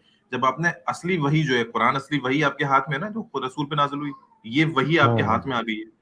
इस वही में आपने अपने ख्यालात डाल दिए, ठीक है। अब नबी तो इससे बच सकता था, बचाया जाता था उसको कैसे, कि अल्लाह ताला अगर उसके दिमाग में शैतान कुछ डालने की कोशिश भी करता था तो अल्लाह ताला क्या कर देता था, उसको यतनस्सख, मनसूख कर देता था दिमाग में। मैं आयतों की मनसूख की बात नहीं कर रहा, वो और परफेक्ट कर देता था अपनी वही। लेकिन कुरान जो आज हमारे सामने है, हम उससे बचे हुए नहीं है। हमारे जहन, हमारे पास, हमने तफसीरें पढ़ रखी हैं, हमने बयान सुन रखे हैं, सच झूठ दोनों तरह के बयान है। हमारा खुद का जिस दौर में हम रहते हैं, हमारे वो कुछ कॉन्सेप्ट्स हैं, है ना, कुछ हमारे खुद के बायस हम चाहते हैं दीन ऐसा हो, ऐसा होना चाहिए इसका जवाब, ये सारे हमारे दिमाग में चल रहे हैं। उसी दिमाग में कुरान जब पढ़ते हैं तो ये मिक्स होने की 100% गारंटी है। इसलिए कब पढ़ना है, कब पढ़ना होता है, फजर के बाद बहुत बेहतरीन वक्त है, वैसे कभी भी पढ़े आप फ्रेश हो तब आप जरूर पढ़ें, फरिश्ते आपके साथ होंगे तो आपके लिए हिदायत का सामान करेंगे। आगे चलता हूं मैं, लड़कों को बिना बोर ना करते हुए। तो और हमारे वैदिक कल्चर में भी एक सवती तारा है, सवती तारा बोलते हैं, उसके लिए बताया जाता है कि जब भी वो नजर आता है और अगर उस वक्त बारिश होती है तो वो मोती, मतलब इतने फायदेमंद बारिश होती है कि वो मोती भी पैदा कर सकती है। इस तरह का कंसेप्ट हमें मिलता है। मैंने वेबसाइट का नाम डाल दिया। बताना क्या चाह रहा हूँ, कहीं ना कहीं सितारों को भी शगुन माना गया है, सूरज चांद को भी देवताओं की फॉर्म में माना गया है, ठीक है। आप समझ रहे हैं। अब मिसाल के तौर पे एक कंसेप्ट आता था कि कुछ सितारे नजर आते थे तो लोग समझते थे कि अब ये वाला मौसम शुरू हो जाएगा। अब सितारों से लोग डायरेक्शन तो पता करते हैं समुद्र में, ठीक है, ये मौसम शुरू हो जाएगा, यानी कि अब ये वक्त शुरू हो चुका है, ये आने वाला है। तो अब ये कंसेप्ट तो मुमकिन हो कि किसी सितारे की पहचान कर लें आप, जैसे हिंदुस्तान में बहुत अच्छी नॉलेज रही है, और ये बता लें कि अब कौन सा काल शुरू होगा, अब इस तरह के मामला हो सकते हैं आने वाले टाइम में, ये मुमकिन है। वो निशानी के तौर पे आपने इस्तेमाल किया। लेकिन आप बोले कि नहीं, ये सितारा नजर आया, इसकी वजह से चेंज हुआ है, ये दोनों में फर्क है मुबारक भाई। सितारे को एज ए निशानी इस्तेमाल किया आपने कि भाई ये आया तो ये काल शुरू हो गया, लेकिन हम कहने ये सितारे की वजह से शुरू हुआ है, अब ये शिरक हो जाएगा। लेकिन ये कल्चर, दूसरे कल्चर में ये बात राइज हो गई, ये फलां सितारा है तो इनकी वजह से दुआ कबूल होती है, टूटता तारा है, दुआ मांग लो दुआ कबूल हो जाएगी। अजीब अजीब सी बातें चल गई। ये ऐसी होता है, जब हम अपनी नॉलेज, अपना अपना अकल लगाने लगते हैं बिना दलील के, तो शिरक जो है मजबूत होता चला जाता है। आगे चलते हैं। इस्लाम में क्या कंसेप्ट है, एक हदीस है, मैंने आपको बता दी, इसका हवाला लिखना भूल गया, लेकिन सही हदीस है। ये जैद बिन खालिद अल जुहैनी रिवायत करते हैं, ठीक है। तो अल्लाह के रसूल नमाज पढ़ाने के बाद बताते हैं कि ये जो सुबह है ये 2 तरह के लोगों पे हुई है, ठीक है। एक वो जो ईमान लाते हैं, एक जो कुफ्र करते हैं। द वन हु सेड, और जो कहता है कि हमें अल्लाह ताला ने बारिश दी और जो बारिश हुई है अल्लाह की अता की है, अल्लाह की रहमत है, तो ये ईमान वाला है। और जो कहता है कि फुला सितारे की वजह से हुई है, तो वो कुफ्र करने वाला है। यानी कि उस वक्त ये कंसेप्ट था अरब में कि फुला सितारा नजर आएगा तो बारिश होगी, इस सितारे के आने की वजह से बारिश होती है। आप समझ रहे हैं मेरी बात। तो सितारों पे, चांद के शगुन पे कोई मैं कंसेप्ट नहीं बता रहा आपको, अल्लाह के रसूल भी मना करते थे। बल्कि ये सूरज चांद सितारे क्या हैं, आयात हैं अल्लाह ताला की, निशानियां हैं। इन निशानियों के जरिए से आप हिदायत लेते हैं। एक एक्चुअल सूरज चांद सितारों की बात नहीं कर रहा मैं, जो कुरान में, जो सूरह यूसुफ में समझ में आया, कुरान में भी लिखा है सूरज चांद सितारे निशानियां हैं, इनकी पूजा मत करो। आगे चलते हैं। इस्लाम में क्या कंसेप्ट है, अल्लाह के रसूल ने फरमाया, इब्ने उमर रज़ियल्लाहु की रिवायत है कि चांद और सूरज जो है एक्लिप्स नहीं होते। जो एक्लिप्स होता है ना, सोलर एक्लिप्स या लूनर एक्लिप्स, किसी की मौत की वजह से एक्लिप्स नहीं होता, ठीक है। बल्कि ये तो सोलर एक्लिप्स और लूनर एक्लिप्स तो खुदा की आयात हैं, निशानियां हैं। ये कौन फरमा रहे हैं, अल्लाह के रसूल फरमा रहे हैं। तो ये कंसेप्ट भी हमने क्लिक कर दिया कि हम कोई शगुन अपशगुन नहीं ढूंढने सूरज चांद से यहाँ पे, बल्कि हम निशानी के तौर पे कुरान में हिदायत और आयतों को समझने के लिए इस्तेमाल करना चाह रहे हैं। बुनियाद क्या रखी हमने, यूसुफ अलैहिस्सलाम, क्या ख्वाब था? याद करें, 11 सितारे चांद और सूरज को देखा कि उनको फॉलो कर रहे हैं, इत्तिबा कर रहे हैं, सजदा नहीं, सजदे की बात नहीं है, ठीक है। तो ये इंपॉर्टेंट बात है। उम्मीद है मेरी बैकग्राउंड में नॉइस नहीं आ रही होगी, ठीक है। मैं ठीक है, और आगे बढ़िया बढ़ता आवाज हूँ, है। ठीक है। पीपल ऑफ अरब सलमान भाई, बिलीव एक जी। एक छोटा सवाल है आज जो अभी आप जो बात बोले उस पर, हम्म, अगर डाइवर्ट नहीं हुआ तो टॉपिक, कुछ लेडीज नहीं जो नहीं, है सो इस बताएं तरह से बताएं। मानते, जो कुछ लेडीज इस तरह से मानती हैं कि जो प्रेग्नेंट लेडीज होती है वो जो लूनार इक्लिप्स सोलर इक्लिप्स जब होता है तो वो कुछ काम करती नहीं है, कुछ नहीं है, वो नहीं है, ये नहीं है, इसके बारे नहीं, में क्या है इस्लाम में? ये गलत है। ये हमारे यहाँ हमारे हिंदुओं से कंसेप्ट आया, हिंदू भाइयों से अच्छा कंसेप्ट अच्छा। आ गया हमारे में। अलबत्ता ये तो कहा गया है कि सोलर एक्लिप्स हो, ये सब हो तो इबादत में लग जाओ, जिक्र में लग जाओ, हाँ ये है। बिल्कुल, लेकिन नमाज है उसकी तो। ये अलग है। लेकिन वो कि प्रेग्नेंट नहीं देख लो उस तरह से, तो ये आप देखेंगे, हम अगर मनुस्मृति वगैरह पढ़ेंगे और सब चीजें पढ़ेंगे तो उसमें चीजें मिल जाती हैं, अच्छा अच्छा हैं। अच्छा अच्छा अच्छा। सतपथ ब्राह्मण में मिल जाती हैं, सब चीजें हैं। तो हमारे में नहीं है, है ना। हाँ और हाँ, वही अल्लाह हमारे के में तो रसूल नमाज है, हमारे में सूरज नमाज है, ग्रहण दुआ की, है, सब चांद ग्रहण कुछ। की। सुभान अब ये अल्लाह। देखें कि जो सितारों का मसला है अरब में भी था। ये हदीस हमारे पास मौजूद है। इसमें उबैदुल्लाह अच्छा। फरमाते हैं कि मैंने इब्ने अब्बास को कहते हुए सुना कि कुछ ये आदतें हैं लोगों की जो इस्लाम लाने से पहले थी अरब में, जो जहालत की आदतें हैं। कौन कौन सी आदतें? पहली कौन सी है? हम्म कि हम्म दूसरे की नस्ल को बुरा कहना। आप समझिए, हम्म। आज भी है। हमारे समाज में तो आज भी है बिल्कुल कि है। फलाना जो है नाई है, फलाना तेली है, फलाना दलित है। आज भी है ना ये आदत। तो वो ये साहबा इस्लाम लिया तो बोले ये जमाने हम्म जहालत की आदत है, और हमारे जमाने जहालत आज भी चल रहा है मुसलमानों में भी। तो दूसरे की हम्म। नस्ल को नीचा कहना, अरे वो तो ये है, वो तो अलवी सैयद है भाई, पता नहीं क्या क्या बोलते रहते हैं। आगे चलते हैं। फिर क्या लिखा है? And to well over the dead, और मरने वाले पे मातम करना। रोना गमनाना नहीं, मातम करना, बहुत शोर शराबा करना, ये भी जमाने जहलत की रस्म है। फिर उबैदुल्लाह को तीसरी बात नहीं याद रही जो जमाने जहलत के लोगों में थी। तो सुफियान ने कहा कि तीसरी क्या है? तीसरी ये है कि ये मानना कि सितारों के आने और जाने की वजह से बारिश होती है। ये लोग मानते थे अरब में, ठीक है जी। अच्छा तो एक मैंने अच्छा। कंसेप्ट दिया कि देखो, कंसेप्ट इनके यहाँ भी है कुछ ना कुछ, लेकिन मिक्स कंसेप्ट है, झूठा कंसेप्ट है, और दलील नहीं है इनके पास, इसलिए शिर्क की तरफ चले गए। कुरान को मानने वाला शिर्क की तरफ क्यों नहीं जाएगा? क्योंकि वो फॉलो करता है उसको। अल्लाह ताला कह रहा है आयात है, पूजा मत करो उसकी, निशानियां हैं, हेल्प लो, दुनिया में भी हेल्प लो, कुरान में भी तुम्हें हेल्प मिल सकती है अगर तुम सही कंसेप्ट समझते हो। आगे चलते हैं जल्दी से, बहुत लंबा नहीं करेंगे इसको हम। अच्छा जी, अब ये बड़ी इंपॉर्टेंट चीज है, इस पे मैं गौर जाऊंगा इस्माइल भाई आपका खास तौर से। आज आप हमारे कस्टमर हैं। ठीक है। जी जी बिल्कुल तो भाई। हाँ, तो उसमें मैंने मेरा टाइटल भी, डाला है हाँ, इंटरेस्टिंग टॉपिक है मेरा भी। Analogy of rising and setting of the sun. अब इसमें कुरान के कुछ ऐसी आयतें हैं जो सूरज के निकलने और सूरज के डूबने को जिंदगी और मौत, रोशनी और अंधेरे से मिलाती हैं। मैं दोबारा कह रहा हूँ, जी। कुरान में ऐसी आयतें हैं जो सूरज के निकलने और सूरज के डूबने को जिंदगी और मौत, अंधेरा और उजाला से कंपेयर करती हैं। ये इंपॉर्टेंट बात है। मिसाल के तौर पे कुरान की सूरह बकरा की आयत नंबर 257 स्क्रीन पे दिख रही है। अल्लाह ताला फरमाता है कि अल्लाह ताला रखवाला है किसका? ईमान वालों का। अल्लाह ताला is guardian of what? Believers, ईमान वालों का। कैसे गार्जियन है, कैसे रखवाला है? तो अल्लाह ताला फरमाता है कि वो उनको अंधकार से उजाले की तरफ ले आता है। वो उनको अंधकार से हाँ। उजाले की तरफ ले आता है। आप समझे? ये चीज ध्यान बेशक। रखना, अंधेरे से उजाला। हाँ ये उजाला से अंधेरा नहीं है, ये तो उल्टा हो जाएगा ना। अंधेरे से उजाले की तरफ, हाँ। अंधेरे से रोशनी की तरफ ले जाता है, और बिल्कुल। ये ऐसे ही बचाता है ईमान वालों को, ठीक है। सुभान अल्लाह। और जो काफिर हैं, ईमान वाले नहीं है, उनका जो रखवाले हैं वो उन्हीं के झूठे खुदा हैं जो उनको रोशनी से ले जाते हैं अंधकार की तरफ। क्लियर हो गई बात? मुस्लिम्स। अंधकार, हाँ। अंधकार, ये सब ध्यान रखिएगा। सूरह बकरा आयत नंबर 258 में अल्लाह ताला फरमाते हैं, are you O prophet not aware of the one who argued with Abraham. ए अल्लाह के रसूल, आपको ये नहीं मालूम कि इब्राहिम अलैहिस्सलाम ने से किसने बहस की थी, ठीक है। और इस वजह से वो उनसे झगड़ता था इब्राहिम से, क्योंकि अल्लाह ताला ने उसको बादशाहत दे रखी थी। और याद करें जब इब्राहिम ने कहा अलैहिस्सलाम कि मेरे खुदा के पास ताकत है जिंदगी देने की और मौत देने की। किसकी? जिंदगी देने की और मौत अच्छा। देने की। उसने बहस करी, जो भी कोई बादशाह होगा, कि नहीं, मेरे पास भी है जिंदगी देने की और मौत देने की ताकत। इब्राहिम अलैहिस्सलाम ने उसको चैलेंज किया और कहा कि तो फिर ऐसा करो, सूरज को तुम ईस्ट की बजाय वेस्ट से निकालो। सूरज को ईस्ट की बजाय वेस्ट से निकालो, और वो चुप हो गया। ठीक है, और काफिर देखते रह गए, और अल्लाह ताला ऐसे करता है। अब इंपॉर्टेंट बात क्या है कि हम कंपेयर कर रहे हैं लगातार दोनों आयतें, यहाँ पे बात हुई है अंधकार से उजाले में ले जाने वाला कौन है? अल्लाह ताला है, ठीक है। अंधकार किससे और उजाला किससे रिलेटेड है? सूरज से। तो देखिए अगली आयत में इब्राहिम अलैहिस्सलाम ने सूरज की भी बात करी, आप समझे? यानी कि अगर हम कहेंगे सूरज निकल रहा है और सूरज डूब रहा है, ये तो बात चल रही है, तो हम ये ना समझे कि हमारे सामने की जो बात चलती है उसकी बात चल रही है, बल्कि मुमकिन है सूरज का निकलना, सूरज का डूबना, ये इंसान की हिदायत की मिसाल दी जा रही है। किसकी? इंसान की हिदायत की मिसाल। जैसे कि खुद इब्राहिम अलैहिस्सलाम कह रहे हैं, सॉरी, उस आयत में है कि अल्लाह ताला ईमान वालों को अंधकार से कहाँ ले जाता है? रोशनी की तरफ ले जाता है।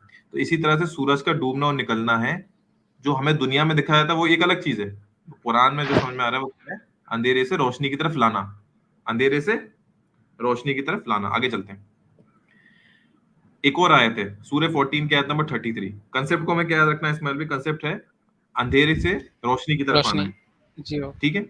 एक और आयत है, अल्लाह ताला फरमाता है कि उसने तुम्हारे लिए सूरज और चांद लगा दिए, ठीक है, और तुम्हारे लिए रात और दिन लगा दिए। आप गौर से सुने मेरी बात को इस्माइल भाई, जो आयत लिखी है इसमें एक ट्विस्ट है जी।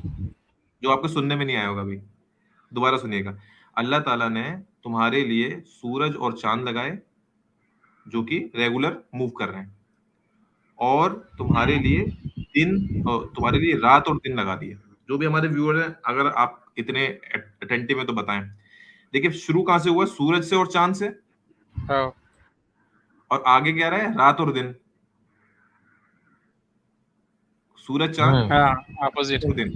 नॉर्मल आम आदमी क्या बोलेगा? सूरज चांद दिन और रात।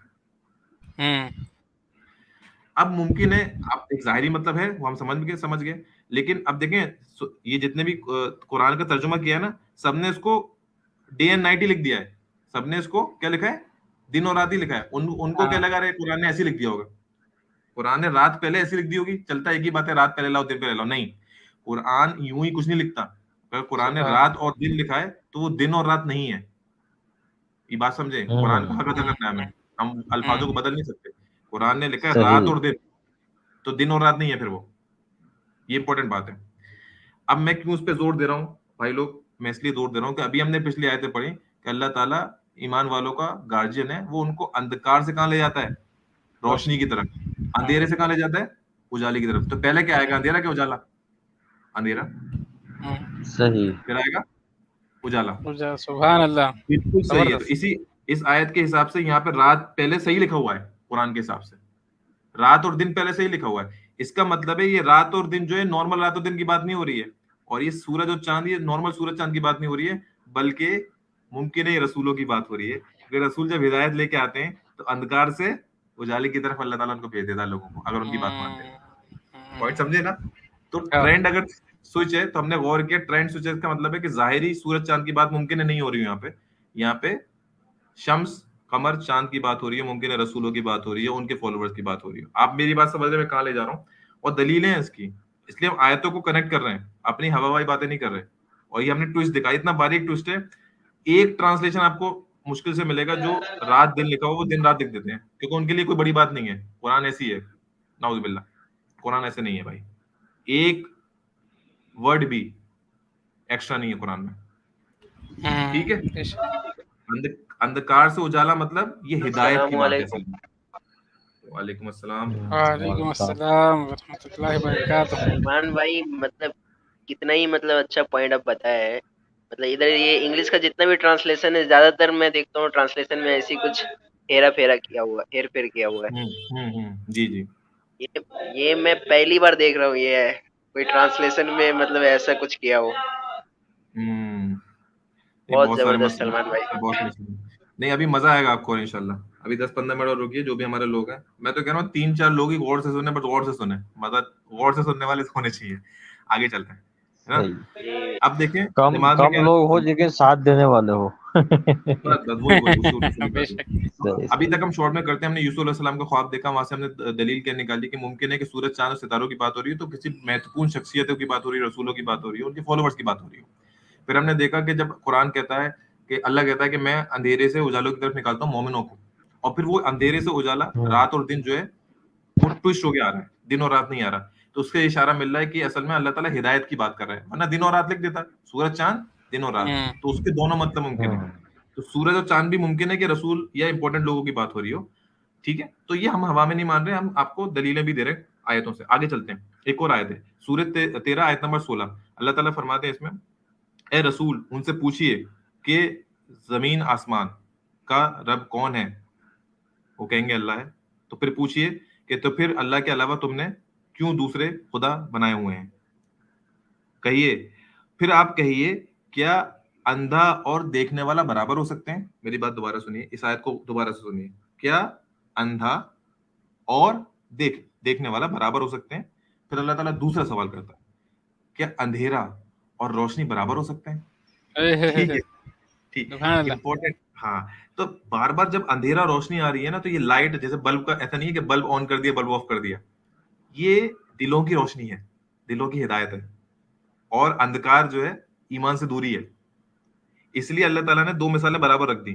अंधा कौन है, अंधा कौन है जो गुमराही में है, जिसके पास ईमान नहीं है। और नूर वाला कौन है, देखने वाला कौन है, जो रोशनी में है, जिसको अल्लाह की हिदायत है। और दोनों बराबर नहीं हो सकते। वो ऐसे ही है जैसे एक अंधा है और एक देखने वाला, कितना बड़ा फर्क हो गया। हम कहते हैं थोड़ा बहुत फर्क है, नहीं, थोड़ा बहुत फर्क नहीं है। अंधे को कुछ दिखेगा ही नहीं और रोशनी वाले को दिख जाएगा। तो मिसालें अल्लाह ताला आपको मिसालें दे दे के समझाता है। इसलिए हमें कोशिश करनी चाहिए कि हमें, अगर हमें कुरान की कोई मिसाल पता है तो हम पहले कुरान की मिसाल दें, फिर हम अपनी मिसाल दें, ठीक है। आगे चलते हैं, एक और आयत है सूरह 57 आयत नंबर 9। अब देखिए मजा आएगा इंशाल्लाह इसमें, जब हम पढ़ते रहेंगे कि अल्लाह ताला कैसे मिसालें देता है समझाने के लिए, और तब हम भी एकदम पढ़ते चले जाते हैं और मिस कर देते हैं। गौर करेंगे तो देखें बहुत सिंपल है कुरान। सूरह 57 आयत नंबर 9 में लिखा है, वो है खुदा जो वाज़े आयत को अपने बंदे पर भेजा या नाजिल करी, ठीक है, ताकि तुम्हें अंधेरों से निकाले रोशनी की तरफ। क्लियर हो गया। तो अब ये भी पता चल गया मुबारक भाई और हमारे जो भी भाई बैठे हैं कि अंधेरों से रोशनी की तरफ कैसे निकाला जाता है, आयतों के जरिए। जो नाजिल किया, नाजिल क्या किया है, नाजिल किया हुआ है हम पर अल्लाह के रसूल पे कुरान। तो किताब के जरिए रसूल पे जो नाजिल होती है, उसके जरिए अंधकार से कहां लिया जाता है, रोशनी की तरफ। तरीका समझ में आ रहा है सब लोगों को कि अंधकार से रोशनी कैसे हो रही है, किताब के जरिए। किताब किस पे नाजिल हो रही है, किस पे हो रही है, रसूल पर। अब हम आ जाए दुनिया पे, अपनी दुनिया में रोशनी कैसे आती है, बोले सूरज से आती है। अब समझ लीजिए कि मिसाल क्या है, सूरज की मिसाल असल में रसूल से है। सूरज की मिसाल असल में रसूल से है, जिसके पास किताब आई है, उसी पे किताब आई है, और उसके जरिए हिदायत कैसे मिल रही है, हमें मिल रही है उसके जरिए हिदायत। तो ये मिसाल कुरान में इस तरह से दी हुई है। आगे चलते हैं, अब आपको दिमाग में रखनी है ताकि आगे के जो कॉम्प्लिकेटेड आयत है जो हम सोलर सिस्टम के कंसेप्ट से लगाने की कोशिश करते हैं, हो सकता है वहां भी सही हो, मैं इसका इनकार नहीं कर रहा, एक मतलब वो भी हो बदलते दौर के साथ वहां भी फिट बैठे, लेकिन उसूली मतलब क्या है वो हम जानने की कोशिश करेंगे। कोई कमेंट आता रहे ना इस्माइल भाई, तो आप पढ़ते रहे, है ना। मुझे असल में मैं, हाँ, कोई कमेंट है तो पढ़ ले। गुडमन भाई कह रहे हैं, वेरी इंफॉर्मेटिव स्ट्रीम ब्रदर, मे अल्लाह सुब्हान व तआला ब्लेस यू ऑल। आमीन भाई, शुक्रिया। और अगर कुछ गलती हो तो अल्लाह ताला माफ करे, और आमीन। ठीक है, ओके। एक और आयत है सूरह 57 की आयत नंबर 13। इस्माइल भाई सुनिएगा, मैंने भी जब पढ़ी थी तो मेरे लिए बहुत चौंकाने वाली थी। उस दिन मुनाफिक लोग और मर्द और औरत कहेंगे और भीख मांगेंगे ईमान वालों से कि हमारा कुछ इंतजार करो, और ताकि तुम्हारी रोशनी हमें भी मिल जाए। ओह अच्छा। उस दिन ईमान मुनाफिक मर्द औरत गिड़गिड़ाएंगे ईमान वालों से कि तुम हमारे लिए रुक जाओ ताकि तुम्हारी रोशनी हमें मिल जाए, यानी कि उनके पास वो रोशनी नहीं है। सूरज 64 आयत नंबर 8 में लिखा है, तो बस अल्लाह पे ईमान लाओ और उसके रसूल पे और रोशनी पर, और रोशनी पर। अब क्लियर हो रहा है कि रोशनी मतलब कुरान होगा, सीधी बात है। और रोशनी निकलती किससे, सूरज से निकलती है। तो कुरान किस पे नाजिल होता है, किताब किस पे, रसूल पे नाजिल होती है। तो क्लियर हो रहा है कि रसूल और सूरज एक ही जगह कंसेप्ट कुरान दे रहा है, मिसाल बराबर दे रहा है। सूरज की मिसाल रसूल से आ रही है, क्लियर हो रही है, ठीक है। अल्लाह से नहीं आ रही, क्योंकि अल्लाह ताला ने अलग कर दिया। So believe in Allah and his messenger and in the light we have revealed, Allah is all aware. अब हमें जो उनका ख्वाब था यूसुफ अलैहि सलाम का दोबारा समझ में आ रहा है कि मुमकिन है जो सूरज और चांद की बात कर रहे हैं वो उनके वालिद साहब हो, याकूब अलैहि सलाम। चांद के बारे में भी क्लियर नहीं है, क्योंकि हो सकता है उनकी माँ के लिए हो, मुमकिन है, हम दलील नहीं होगी, हम तब तक कुछ नहीं बोल सकते। हो सकता है कि वहां पे जो बादशाह है उससे भी हो, लेकिन अभी अभी हमारे पास कोई दलील नहीं है, आगे चलते हैं। लेकिन कुछ कुछ चीजें हमें क्लियर होती जा रही हैं कि सितारे जो है वो उनके भाई थे, जो उनके फॉलोवर थे, उनका ग्रुप था, ये तो क्लियर है। सितारों की भी मिसाल आगे मिल जाएगी। अब हमें क्लियर हो गया कि सूरज का निकलना और सूरज का डूबना हम क्या समझते हैं, जैसे दुनिया में होता है ना, सूरज का निकलना और सूरज का डूबना।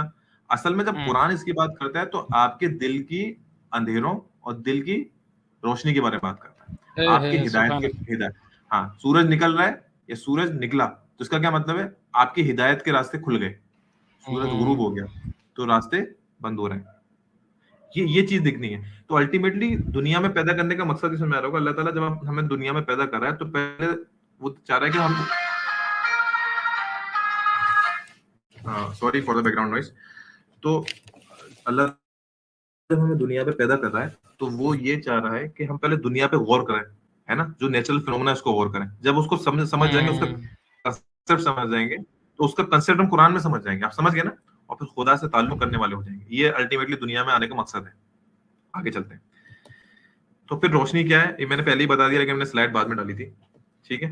तो सूरह 4 आयत नंबर 176 में लिखा हुआ है, अल्लाह ताला फरमाता है, ए इंसानों, तुम्हारे लिए वाज़े आयत आ चुकी हैं तुम्हारे खुदा की तरफ से, और तुम्हारे लिए बेहतरीन रोशनी आ चुकी है, बेहतरीन रोशनी आ चुकी है। वो आप समझ के कुरान है।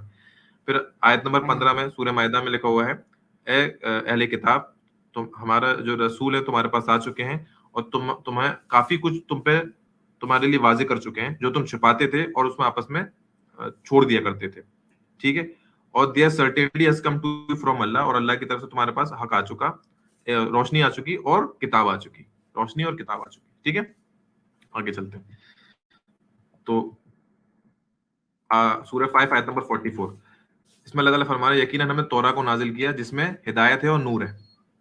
सूरह 14 आयत नंबर 1, अल्लाह ताला फरमाता है, अलिफ लाम रा, ये किताब है जो हमने नाजिल की है ए रसूल आप पर, ताकि आप लोगों को अंधकार से रोशनी की तरफ ले जाएं। अब तो क्लियर हो गई। तो हमें बात क्लियर होगी क्या बात चल रही है। आपका थोड़ा टॉपिक चेंज करते हैं। और भी बहुत सारी मिसालें हैं इस्माइल भाई, अगर हम पढ़ेंगे और हमारे जो और भाई हैं, आप इसकी मिसालें पढ़िए।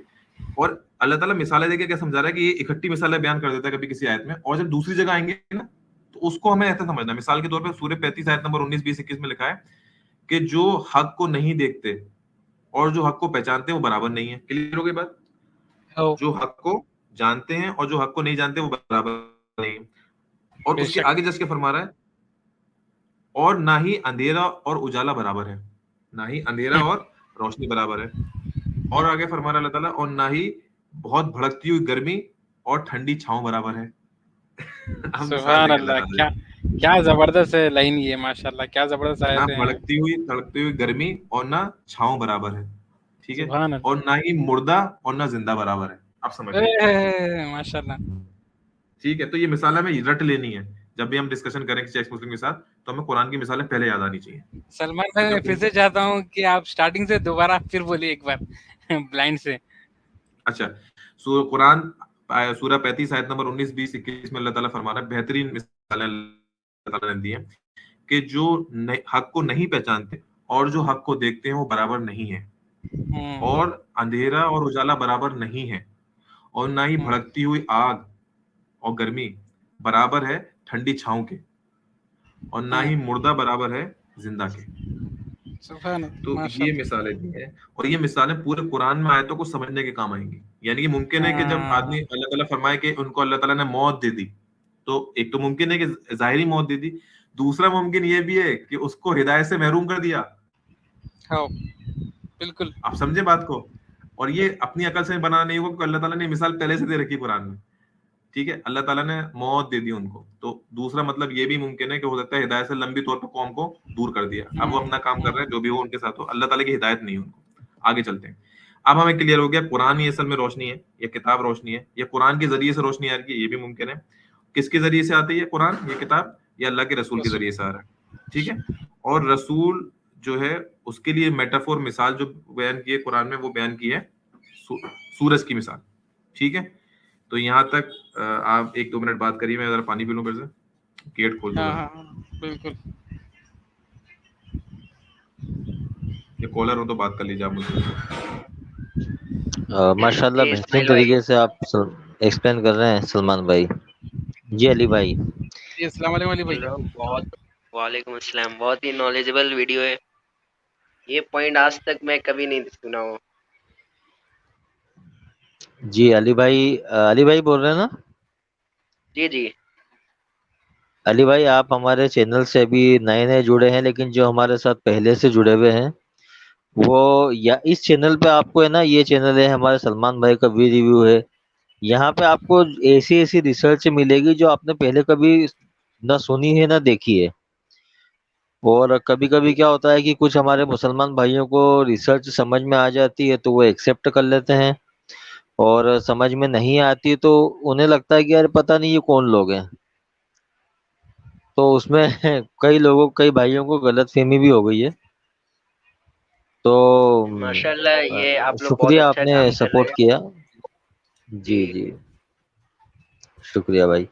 अच्छा, एक दो कमेंट मैं देख लेता हूँ। हमारे गुडमैन भाई ने एक सुपर चैट दिया था और फिर उन्होंने कमेंट किया था कि इसको एक्सेप्ट करिए। भाई हमने एक्सेप्ट कर लिया उसको और उसको हाईलाइट भी किया था। शुक्रिया भाई आपका।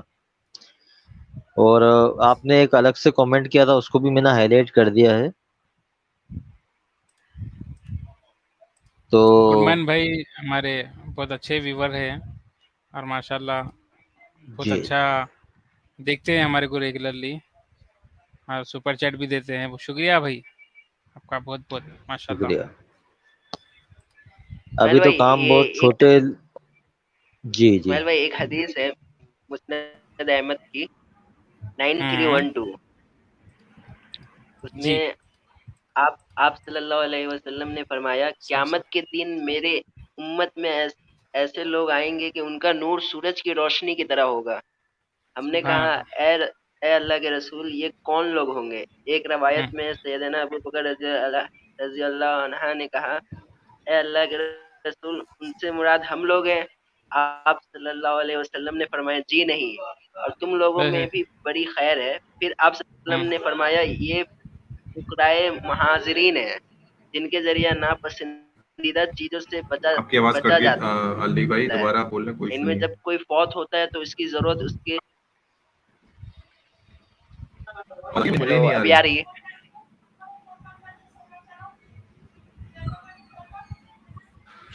इस्माइल भाई, आ रही थी आवाज मेरी? जी जी, आप बोलिए बोलिए, कंटिन्यू करिए। आपकी आवाज आ रही नहीं, थी, बीच में अटक गई थी थोड़ा मेरे कट हुई ख्याल लाइट। आप हदीस सुना रहे थे सलमान भाई, हो मुस्नद। सकती है सलमान हाँ, सलमान भाई की थोड़ी नेटवर्क प्रॉब्लम हो सकती है।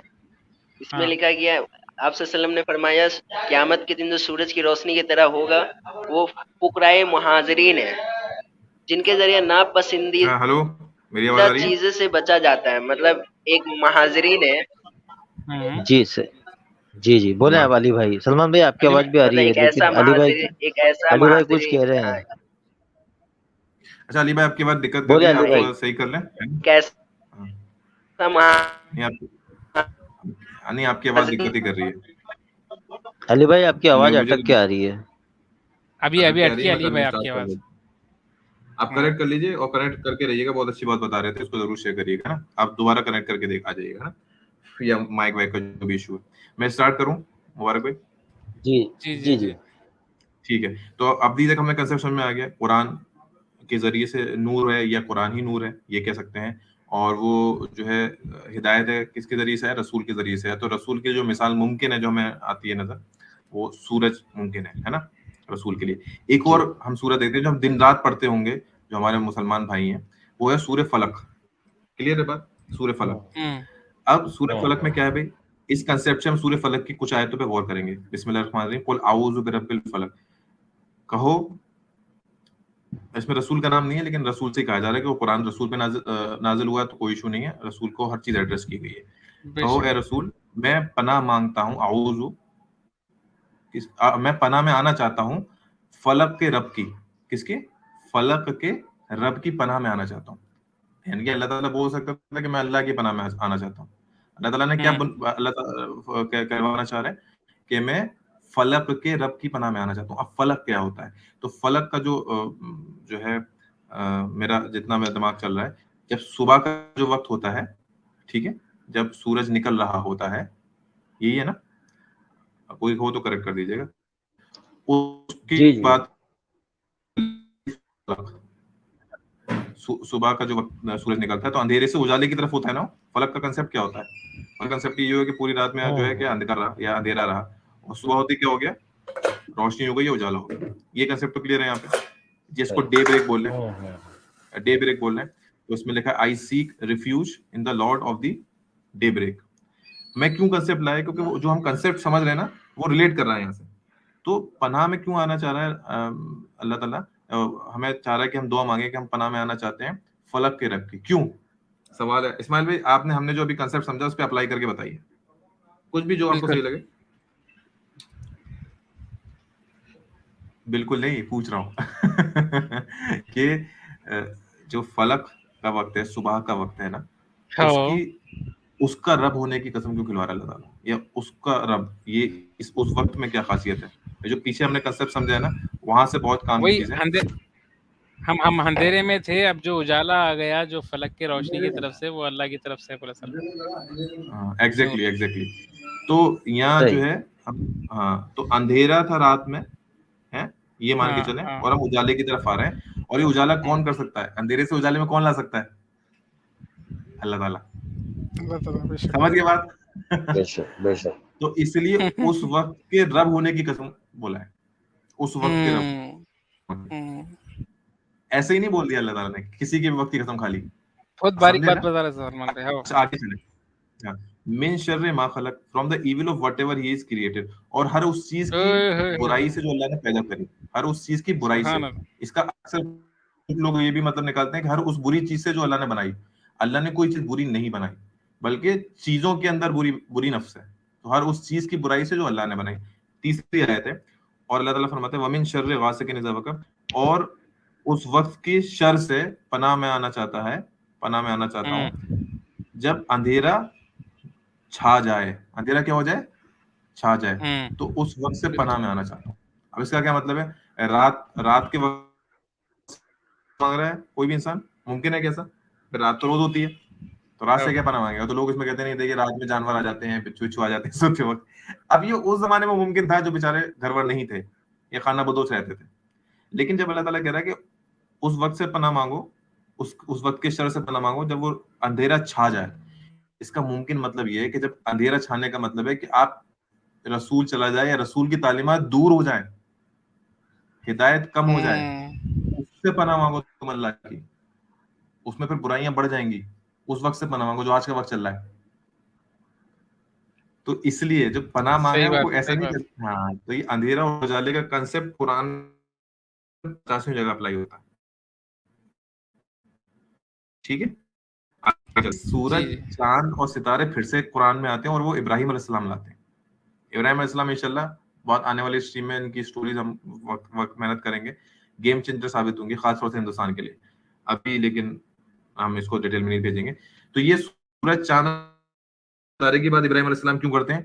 सूरह 6 आयत नंबर 78 में इब्राहिम अलैहिस्सलाम जब अपनी कौम से मुखातिब में बात कर रहे हैं, और कहते हैं जब इब्राहिम ने सूरज को देखा अलैहिस्सलाम ने, तो उन्होंने कहा ये मेरा खुदा हो सकता है, ये बड़ा है।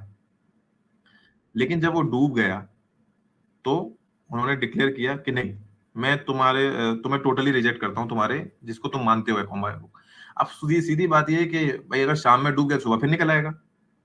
आप मेरी बात समझे? ये लिटरल सूरज की बात हो रही है? जवाब है नहीं। और मैं दावे से क्यों कह रहा हूं, मैं दलील दूंगा इंशाल्लाह। क्योंकि सूरज तो असल में डूबता ही नहीं है। सूरज डूबता है क्या? सूरज नहीं डूबता एक्चुअल में। जिसको सूरज सिस्टम का कंसेप्ट पता है, सूरज नहीं डूबता। सामने वाला कह सकता था कि हमें डूबता हुआ नजर आता है, लेकिन ये सूरज डूबता नहीं है। तो ये जो आपकी डूबने वाली लॉजिक है वो सही नहीं है। ऑब्वियसली इब्राहिम अलैहिस्सलाम ये एक्चुअल सूरज की बात नहीं कर रहे थे, बजाय ये लग रहा है। अब मैं क्यों कह रहा हूं मैं आगे बताऊंगा।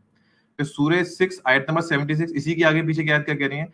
जब इब्राहिम अलैहिस्सलाम ने देखा कि रात गहरी हो गई, और उन्होंने एक सितारे को देखा। किसको देखा? एक सितारे को देखा, और कहा ये मेरा खुदा हो सकता है। लेकिन जब वो चला गया तो कहा कि नहीं, मैं ऐसी चीजों को पसंद नहीं करता जो चली जाए। अब सीधी बात है कि ऐसा मुमकिन नहीं होता कि कोई भी सितारा एक बार आपको दिख जाए और फौरन चले जाए, थोड़ी देर बाद चले जाए। मोस्टली अगर आसमान में सितारे हैं तो रात भर रहते हैं। ये तो बात क्लियर हो गई। और अगर इब्राहिम अलैहिस्सलाम ने सितारे देखे थे तो एक ही क्यों देखा? सवाल आता है ना कि एक सितारे की बात हो रही है। अगेन ये मुमकिन नहीं है कि ज़ाहिरी सितारे की बात हो रही है। मैं क्यों कह रहा हूँ, अगली वाला आयत से क्लियर हो जाएगा इंशाल्लाह। आयत नंबर 77। फिर इब्राहिम अलैहिस्सलाम ने चांद को देखा और कहा ये मेरा खुद हो सकता है, लेकिन जब वो चला गया तो फिर बोला कि मैं नहीं मानता। फिर अल्टीमेटली बोल दिया जो तुम मेरी कौम के लोग हो जिस पे तुम अकीदा रखते हो मैं नहीं मानता। अल्टीमेटली ये चांद और सूरज और सितारा इकट्ठे क्यों बात की गई? ये तीनों की बात इकट्ठी क्यों की गई? ठीक है, तो कोई सामने से बोल सकता है कि मुमकिन है उनकी कौम जो सूरज में भी पूजा करती हो या चांद की भी पूजा करती हो या सितारों की भी पूजा करती हो, ठीक। लेकिन फिर हमने उस पर सवाल ये किए कि अगर सन के बारे में बोले तो सन तो एक्चुअल में डूबता है ही नहीं, अगर सोलर सिस्टम के कंसेप्ट से बोले। और अगर सितारों की बात करें तो आसमान में एक सितारा नहीं होता, बहुत सारे सितारे होते हैं। इब्राहिम अलैहिस्सलाम एक खास सितारे की बात कर रहे हैं। क्लियर होगी बात? चांद लेकिन क्यों होता है? अब आगे से ये मैं क्यों कह रहा हूँ कि एक्चुअल में सूरज चांद सितारों की बात नहीं है, क्योंकि हम अगर दूसरे कॉन्सेप्ट में देखें जो हमने अभी पढ़े थे पहले, जो ये कंसेप्ट थे, देखें ग्रीक में वाले कंसेप्ट थे, ये रोमन्स के कंसेप्ट थे। यहाँ पे सूरज के लिए अलग भगवान माना जाता था, सूरज देवता, और चांद के लिए अलग देवी मानी जाती थी, और सितारों के लिए अलग मानी जाती थी। यानी कि कई civilisation, Mesopotamian civilisation, Roman civilisation ऐसे रहे जहाँ 3-3 खुदाओं की तिगड़ी मानी गई है। 3-3 खुदा ग्रुप है। हमारे हिंदुइज्म में भी ब्रह्मा विष्णु महेश है, 3 है ना, 4 तो नहीं है, 3 की तिगड़ी यहाँ भी है। इसी तरह से भी मेसोपोटामियन सिविलाइजेशन में इसमें 3 की तिगड़ी मानी है। कोई ना कोई तीनों अगर हो सकते हैं देवियां हो या तीनों देवता हो, तो 3 कंसेप्ट। इससे पता चलता है कि अल्टीमेटली जो इब्राहिम अलैहिस्सलाम की कौम थी वो 3 किसी भगवानों में मानती थी, जिसको वो उनका अवतार या किसी न किसी की तरह फॉर्म बताते थे, सूरज का, चांद का और सितारे का। ये है। और अगर हम देखें कि जिस सितारे की बात कर रहे हैं इब्राहिम अलैहिस्सलाम, और वो थोड़ी देर रुका और चला गया, थोड़ी देर रुका और चला गया, तो वो जो है ऐसा कोई सितारा होता नहीं है। और जो हम सोलर सिस्टम में जानते हैं वो कौन सा सितारा होता है? वीनस होता है, वो प्लेनेट होता है असल में, जिसको इवनिंग स्टार बोलते हैं, जो थोड़ी देर के लिए चमकता है तो नहीं दिखाई देता। तो इससे क्या पता चला कि यहाँ भी मुमकिन है कि एक्चुअल में सूरज और चांद और सितारे की बात ना हो रही हो, बल्कि जो 3 बड़ी पर्सनालिटी जो उनमें आई हो या उस कौम में, हो सकता है कि पहले कोई नबी और रसूल आए हो, उनके फॉलोअर आए हो, जिसको वो आज पूजने लगे हो, किसी न किसी सूरज की फॉर्म में, चांद की फॉर्म में या सितारे की फॉर्म में। तो यहाँ तक मेरा ख्याल है बात क्लियर है इस्माइल भाई? आ रही है आवाज? ठीक है ना? तो ये मैंने कंसेप्ट बताया कि यहाँ भी जो है जरूरी नहीं है कि लिटरल कंसेप्ट हो इब्राहिम अलैहिस्सलाम का। तुम्हें करना ठीक, आगे चलते हैं। ओके, मैं कहाँ चला गया था भाई, ये बताएं जल्दी से। ये हो गया था, ये हो गया, वो स्टार के बारे में, ठीक है, सन, स्टार, मून। ठीक है, ठीक है।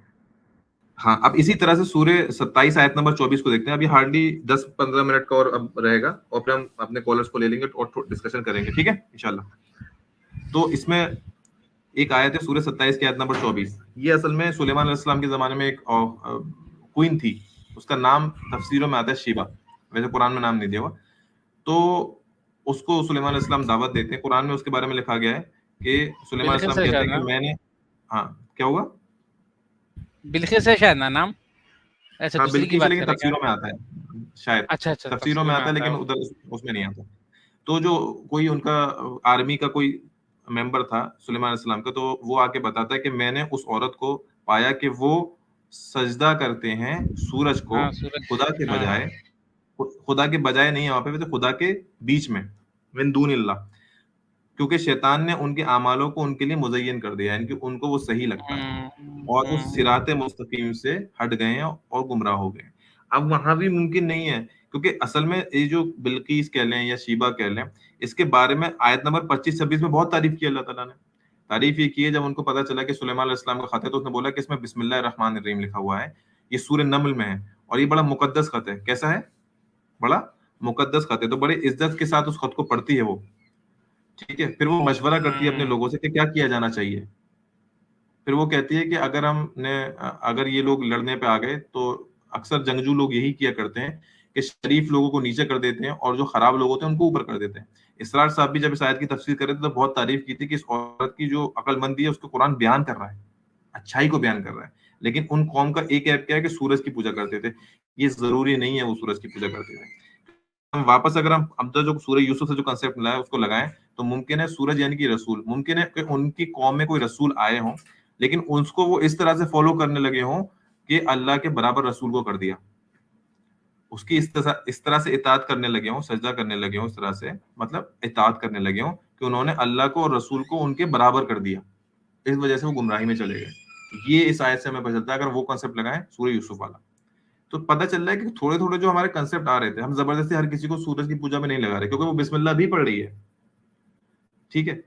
तो ये है, इनके हम यहूदियों पे इल्जाम लगाते हैं तो सूरज की पूजा का नहीं लगाया आज तक, हाँ शिर्क करने का लगा दिया है कि बदल डाला, ये सब किया।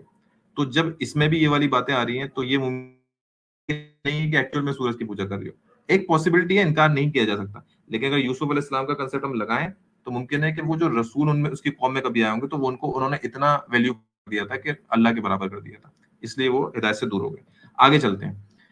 अब बात आती है कुरान में कई आयतें ऐसी हैं जो सूरज और चांद एक साथ बयान हुआ है, सूरज और चांद एक साथ बयान हुआ है। मैं सूरह 10 आयत नंबर 5 पढ़ता हूँ। अल्लाह ताला फरमाते हैं कि अल्लाह वो है जिसने सूरज को रोशनी बनाया और मून को कमर को नूर बनाया। अब इस पे भी डिस्कशन है कि शम्स को दिया बनाया, जलने वाला एक मतलब है इसका, कमर को नूर बनाया, ठीक है, चांद को नूर बनाया और इनके अलग अलग मुद्दत तय कर दी, वक्त तय कर दिए, ठीक है, ताकि तुम वक्त सालों की गिनती कर सको, ठीक है। अल्लाह ताला ने इस मकसद से बनाया है। अब ये सूरज और चांद एक साथ आ गए, ठीक है। आगे चलते हैं, एक और आयत पढ़ते हैं, सूरह 71 आयत नंबर 16। इसमें अल्लाह ताला फरमाता है कि अल्लाह ताला ने कमर को या चांद को नूर बनाया है और शम्स को सिराजन बनाया, लैंप बनाया है। क्या बनाया है? लैंप, यानी कि चीज जलती है, जो सोर्स होता है। नूर जो है वो भी रोशनी है। अब इसमें बारीक फर्क है, मैं उसमें नहीं जा रहा, लेकिन सूरज चांद एक साथ आए। अब हम क्योंकि हम थोड़ा कंसेप्ट समझ चुके हैं किसका, इस्माइल भाई, मुबारक भाई, शम्स का, सूरज का कंसेप्ट समझ चुके हैं, चांद के कंसेप्ट हम समझने की कोशिश करेंगे, ठीक है। अब क्योंकि हमें एक लाइन में आ गया कि जो हम कंसेप्ट से जानते हैं कि जो चांद है वो असल में सूरज की रोशनी इस्तेमाल करता है, ठीक है ना, हमारे अली भाई भी सुन रहे होंगे। चांद जो है वो आज सूरज की रोशनी इस्तेमाल करता है, ठीक है। और कुरान में जो आयतें आई हैं तो असल में जो जलने वाला है, ये जो लैंप है, असल में उसको शम्स को कहा गया है, चांद को रोशनी कहा गया है, लेकिन एक्चुअल में जो जलता है, एक्चुअल जो सोर्स है वो किसको कहा गया है? शम्स को कहा गया है। और आज के कंसेप्ट से भी मालूम है कि सूरज की अपनी रोशनी है क्योंकि वो स्टार है, चांद की अपनी रोशनी नहीं है क्योंकि उसकी लाइट ली हुई है। क्लियर है बात? ये कंसेप्ट दिमाग में रखिएगा। अब हम चांद को समझना चाह रहे हैं कि अगर सूरज मुमकिन है रसूल हो तो चांद क्या होगा फिर, क्योंकि ख्वाब था यूसुफ अलैहिस्सलाम का। तो अब आप देखें कि जब रसूल होती है तो रसूल की खासियत क्या होती है अली भाई, कि उस पर किताब नाजिल होती है, उस पर किताब नाजिल होती है ना। जैसे अल्लाह के रसूल पे कुरान या मूसा अलैहिस्सलाम पे बताते हैं कि अल किताब तौरात नाजिल हुई, ठीक है। अब होता क्या है कि जब मूसा अलैहिस्सलाम आए और किताब उन पे नाजिल हुई, फिर वो चले गए तो उस किताब की नॉलेज हल्के हल्के क्या होने लगी, बिगड़ने लगी, डिस्टॉर्ट होने लगी। यहां तक तो बात क्लियर है। जब बिगड़ने लगेगी, वो नॉलेज डिस्टॉर्ट होने लगेगी, तो कोई ना कोई तो उसको सच सही करने के लिए आएगा ना। मुबारक भाई यहाँ साथ देना, ये बड़ा इंपॉर्टेंट कंसेप्ट है। तो जब उस किताब की नॉलेज बिगड़ने लगेगी या गड़बड़ होने लगेगी, लोग उसको अलग तरीके समझेंगे, तो कोई ना कोई इसको सही करने आएगा। और हमें मालूम है कि रसूलों के बाद नबी का सिलसिला चल पड़ता है, और नबी क्या करते हैं, उसको उस किताब की नॉलेज को रिविफाई करते हैं, सही करते हैं, करेक्ट कर देते हैं, उसकी खामियों को क्या कर देते हैं, दूर कर देते हैं। मुबारक भाई, मेरी आवाज आ रही है ना? जी जी जी जी जी सलमान भाई ये आ पे रही है। मालूम है। तो नबी उस ड्यूटी को पूरा करते हैं जो रसूल की किताब को फॉलो करते हुए हैं, ठीक है। तो मुमकिन है कि नबी के लिए चांद इस्तेमाल किया हुआ, मुमकिन है, 100% नहीं। हम अब दलील देखते हैं, दलील हम क्या ला रहे हैं। अब देखिए एक हदीस है, एक हदीस क्या है, मैंने डाली है, मैं कोशिश करूंगा। हाँ,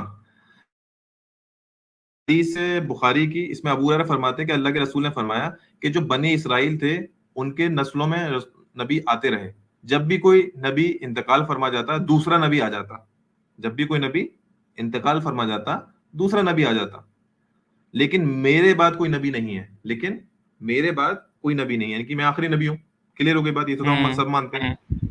तो इसका क्या मतलब है कि रसूल के बाद जो सिलसिला चलता है वो नबियों का चलता है। फिर से एकदम रसूल, क्या कोई सवाल कर सकता है कि रसूल नहीं आता, बिल्कुल आ सकता है रसूल, लेकिन एक रसूल और दूसरे रसूल में एक फिक्स मुद्दत होती है, टाइम होता है, वो अल्लाह को मालूम होता है। जैसे कि मूसा अलैहिस्सलाम और ईसा अलैहिस्सलाम में एक फिक्स मुद्दत है, और ईसा अलैहिस्सलाम और अल्लाह के रसूल में एक फिक्स मुद्दत है, ठीक है। तो अब किसका मानना है? कुरान का मानना है, क्लियर हो गई बात।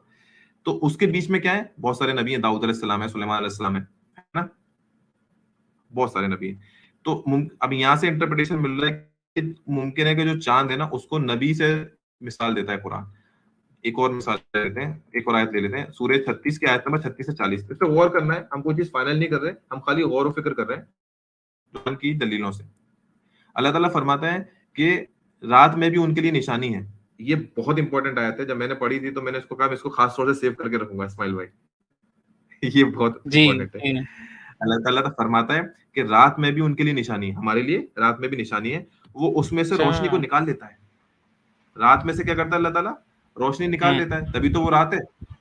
अगर उसमें रोशनी होती तो वो दिन होता। तो अल्लाह ताला फरमाता है रात में भी निशानी है, उसमें से नूर को, लाइट को निकाल लेता है। इससे समझ में आ रहा होगा कि रात का वक्त मतलब वही वक्त होता है जहां पे हिदायत रसूल की कोई किताब की नॉलेज या तो होती नहीं है या क्लियर नहीं होती, पता नहीं होती लोगों को इसका क्या मतलब है, यानी कि हिदायत से दूर होता है इंसान। फिर अल्लाह ताला इसमें फरमा रहा है और फिर वो अंधकार में चले जाते हैं। अब यहाँ से क्लियर हो गया कि ये रात और दिन की बात नहीं हो रही है, बल्कि रात का मतलब अंधकार से हो रहा है, जब अल्लाह ताला उसमें से रोशनी निकाल लेता है। रोशनी निकालने का क्या मतलब है? मुमकिन है उस कौम में से रसूल इनका इंतकाल हो गया, रसूल निकाल लिया गया, रसूल चला गया, सूरज जब चला गया तो अंधकार हो जाएगा ना, ये वो कंसेप्ट है। इसलिए अल्लाह ताला रात के बाद दिन की बात नहीं कर रहा, रात के बाद अंधकार की बात कर रहा है। दोबारा पढ़ता हूँ, सूरह 36 आयत नंबर 36 से 40। This there is a sign for them in night, उनके लिए, हमारे लिए रात में भी निशानी है, उसमें से अल्लाह ताला ने रोशनी को निकाल लिया और फिर वो अंधकार में रह गए। रोशनी या मुमकिन है रसूल है, मुमकिन है किताब है कोई, ये किताब की नॉलेज उनसे दूर हो गई उनके अमल की वजह से। आगे अल्लाह ताला फरमाता है, अब वही कंसेप्ट रखिएगा आप कि यहाँ पे रसूल की बात हो रही है, अंधकार की बात हो रही है। तो अल्लाह ताला फरमाता है कि सूरज अपने फिक्स वक्त तक ही चलता है, सूरज अपने फिक्स वक्त तक ही ट्रेवल करता है। अब ये बताएं कि या सूरज को हम सूरज ही मानेंगे कि रसूल मानेंगे? ऑब्वियसली यहाँ रसूल मानना पड़ेगा, क्योंकि जिस कौम से रसूल चला जाए तो उसके लिए हिदायत कम हो जाती है, दूर हो जाती है, ठीक है, तो उसके फॉलोअर्स ही काम चला रहे होते हैं आगे की तरफ। तो ये क्लियर बात हो गई, जब सूरज का टर्म फिक्स है, यानी कि एक रसूल का अपनी कौम में टर्म फिक्स है, वो हमेशा नहीं रहेगा उसमें, वो हमेशा उसमें नहीं रहेगा, आने का वक्त होगा और जाने का वक्त होगा। तो बहुत मुमकिन है कि यहाँ पे सिर्फ सूरज की बात नहीं हो रही, ये बात हो रही है कि रसूल का किसी कौम में वक्त फिक्स होता है, जिस तरह से सूरज travels for its fix term. अब इसको हम सोच लें कि नहीं एक चक्कर इतने दिनों में लगाता है, मुमकिन है कोई सोच ले, इससे मैं रोकूंगा, लेकिन यहाँ पे बात हो रही है कौम की, और कौम जब अंधेरों में चली जाए, रात में चली जाए, अंधकार में चली जाए, क्योंकि रसूल निकल गया है, तो ये रसूल की बात हो रही है कि रसूल उससे चला गया है। That is the design of the almighty, और ये अल्लाह ताला तब तय करके रखता है, अल्लाह ताला जानता है। और अल्लाह ताला आगे क्या फरमा, बड़ा इंपॉर्टेंट है मुबारक भाई, एज फॉर द मून, और जो चांद है हमने इसके भी अलग अलग मुद्दत तय कर रखी है, यानी कि सिर्फ हमने सूरज की, रसूल की नहीं तय करी, नबियों की भी अलग अलग मुद्दतें हमने तय कर रखी है, चांद की भी कर रखी है। until it ends up like an old curved palm staff, इतना पतला हो जाता है जैसे कि एक लकड़ी है, उसकी मिसाल दी गई है, जैसे बिल्कुल बारीक हो गया, यानी कि वो भी खत्म हो गया, यानी कि नबूवत भी जाती रहती है, ठीक है। फिर आगे अल्लाह ताला फरमा रहा है कि ये सूरज के लिए नहीं है, सूरज के लिमिट में नहीं है कि वो चांद को जा पकड़े। अब ये इंपॉर्टेंट है, इस पे बहुत एक्स मुस्लिम ने भी सवाल किए थे, इस्माइल भाई, हमारे अली भाई, गालिबन हारिस सुल्तान ने किए थे, ये क्या बात चल रही है। तो ये अगर आप सोलर सिस्टम कॉन्सेप्ट से देखेंगे तो शायद डिफेंड कर जाएं दूर खींच के, लेकिन असल में वो सोलर सिस्टम कॉन्सेप्ट में है ही नहीं है। अल्लाह ताला फरमा रहा है कि सूरज के लिए नहीं है कि वो चांद को जा पकड़े, और ना ही रात के लिए कि दिन दिन दिन से आगे पहुंच जाए। इसका मतलब ये कि जब रसूल आता है तो रसूल का टाइम होता है, ठीक है, उसकी मुद्दत फिक्स करेगा, फिर नबी आएगा, फिर नबी अपनी मुद्दत फिक्स करेगा, फिर आगे बात चलेगी, ठीक है। ये मुद्दतें अपनी पूरी करते रहते हैं, ये मुद्दत में आगे पीछे नहीं होते, ये रसूल और नबी की बात चल रही है, मुमकिन है यहाँ पे, ठीक है। कोई एक जने ऐसे भी हो सकते हैं ना सलमान भाई, के रसूल भी हो सकते हैं, नबी भी हो सकते हैं। बहुत अच्छा क्वेश्चन किया, और आपको ताज्जुब होगा कि आगे वही सवाल आने वाला था, आगे चलते हैं। अच्छा आगे चलते हैं, ठीक है, आप इंटेलिजेंट हो रहे हैं इस्माइल भाई। तो मून फॉलो द सन, ठीक है, तो बाय द सन, हाँ अल्हम्दुलिल्लाह। सूरह बलद आयत नंबर 1 से 2 में लिखा हुआ है कि अल्लाह ताला सूरज की कसम हम्म, खाता है और उसकी रोशनी की और चांद जो उसको फॉलो करता है। अब आप देखें, इस पे भी सवाल उठा कि भाई चांद कैसे फॉलो करता है सूरज को? भाई चांद की अलग ऑर्बिट है और सूरज की अलग ऑर्बिट है। हालांकि इस पे जो है जवाब दिया जा सकता है, ठीक है, एक रेफरेंस में जवाब दिया जा सकता है स्पेस में लंबा खींच के, लेकिन असल में वो मुझे लगता है कि मजबूत हवाला वो नहीं है। जब अल्लाह ताला कह रहा है कि सूरज की कसम, या सूरज की अहमियत बता रहा है और उसकी रोशनी की कसम और चांद जो उसको फॉलो करता है। अभी हमने क्या बताया था? रसूल को कौन फॉलो करता है? नबी फॉलो करता है। रसूल पर जब किताब नाजिल होती है और उसकी नॉलेज कम होती जाती है तो उसको कौन सही करता है आके? नबी करता है। रसूल के बाद नबी आता है, रसूल के बाद ही नबी आता है। क्लियर होगी बात? नबी के बाद नबी आएगा, रसूल के बाद तो 100% नबी आएगा। इसलिए यहाँ लिखा है कि सूरज के बाद कौन आ रहा है? चांद उसको फॉलो कर रहा है। चांद फॉलो नहीं कर रहा बेसिकली, नबी जो है वही पढ़ाता है जो किताब में लिखा हुआ है। नबी जो है वही पढ़ाएगा, बताएगा जो किताब में लिखा हुआ है। यानी कि दाऊद अलैहिस्सलाम अगर आए मिसाल, या सुलेमान अलैहिस्सलाम आए, तो फिर वो मूसा अलैहिस्सलाम की ही शरीयत पे अमल कर रहे थे, अपनी अलग से शरीयत नहीं लाए वो। आप समझे ना बात को? इसको कहते हैं फॉलो करना, सूरज का फॉलो करना, चांद का जो फॉलो कर रहा है सूरज को, वो असल में रसूल और नबी का कंसेप्ट है। तो यह हमें पता चल गया, बात क्लियर होगी। जैसे इब्राहिम अलैहिस्सलाम भी खुद को कहते हैं कि मैं नूह अलैहिस्सलाम का शिया हूँ। इब्राहिम अलैहिस्सलाम एक आयत में कहते हैं कि मैं नूह अलैहिस्सलाम का शिया हूँ, या इब्राहिम अलैहिस्सलाम नूह अलैहिस्सलाम के फॉलोवर हैं। शिया का मतलब फॉलोवर होता है। ये कंसेप्ट क्लियर हो गया। तो अब हमें हल्के हल्के क्लियर हो रहा है कि अच्छा, जो ख्वाब था यूसुफ अलैहिस्सलाम का, सूरज मतलब रसूल हो सकता है या कोई बड़ी शख्सियत उस जमाने की हो सकती है, जैसे किंग था। चांद जो है वो नबी हो सकता है, या खुद सूरज के बहुत करीब रहने वाला जो उसको सूरज को फॉलो करता है वो हो सकता है। सितारे जो हैं इनके फॉलोवर होते हैं, जो ग्रुप है जो इनके बाद आते हैं, आगे चलते हैं। और जो हमारा इस्माइल भाई का सवाल था ना, वो याद रखिएगा, बड़ा इंपॉर्टेंट था कि ये दोनों एक भी तो हो जाते हैं। ये दोनों, आपने क्या पूछा था? एक दो दोनों होते हैं, रसूल और नबी दोनों होते हैं, ये तो बोला था ना। एक हुए थे ना। हाँ हाँ, यही बोला था। अब हम जब चांद का कंसेप्ट समझते सलमान हैं तो भाई उसका कंसेप्ट, जी जी सलमान भाई, मेरा भी एक सवाल था कि मतलब जी, नबी पैगंबर हो सकता है नहीं पैगंबर जो या है उसको रसूल कहते हैं पैगंबर? रसूल को। उसको रसूल हाँ मैं कहते हैं। समझ गया, जी जी। मैं समझ गया। डायरेक्ट जवाब है कि नबी और रसूल की डिग्री एक साथ मिल सकती है और मिली है। हमारे जो रसूल थे ना, वो असल में नबी भी थे।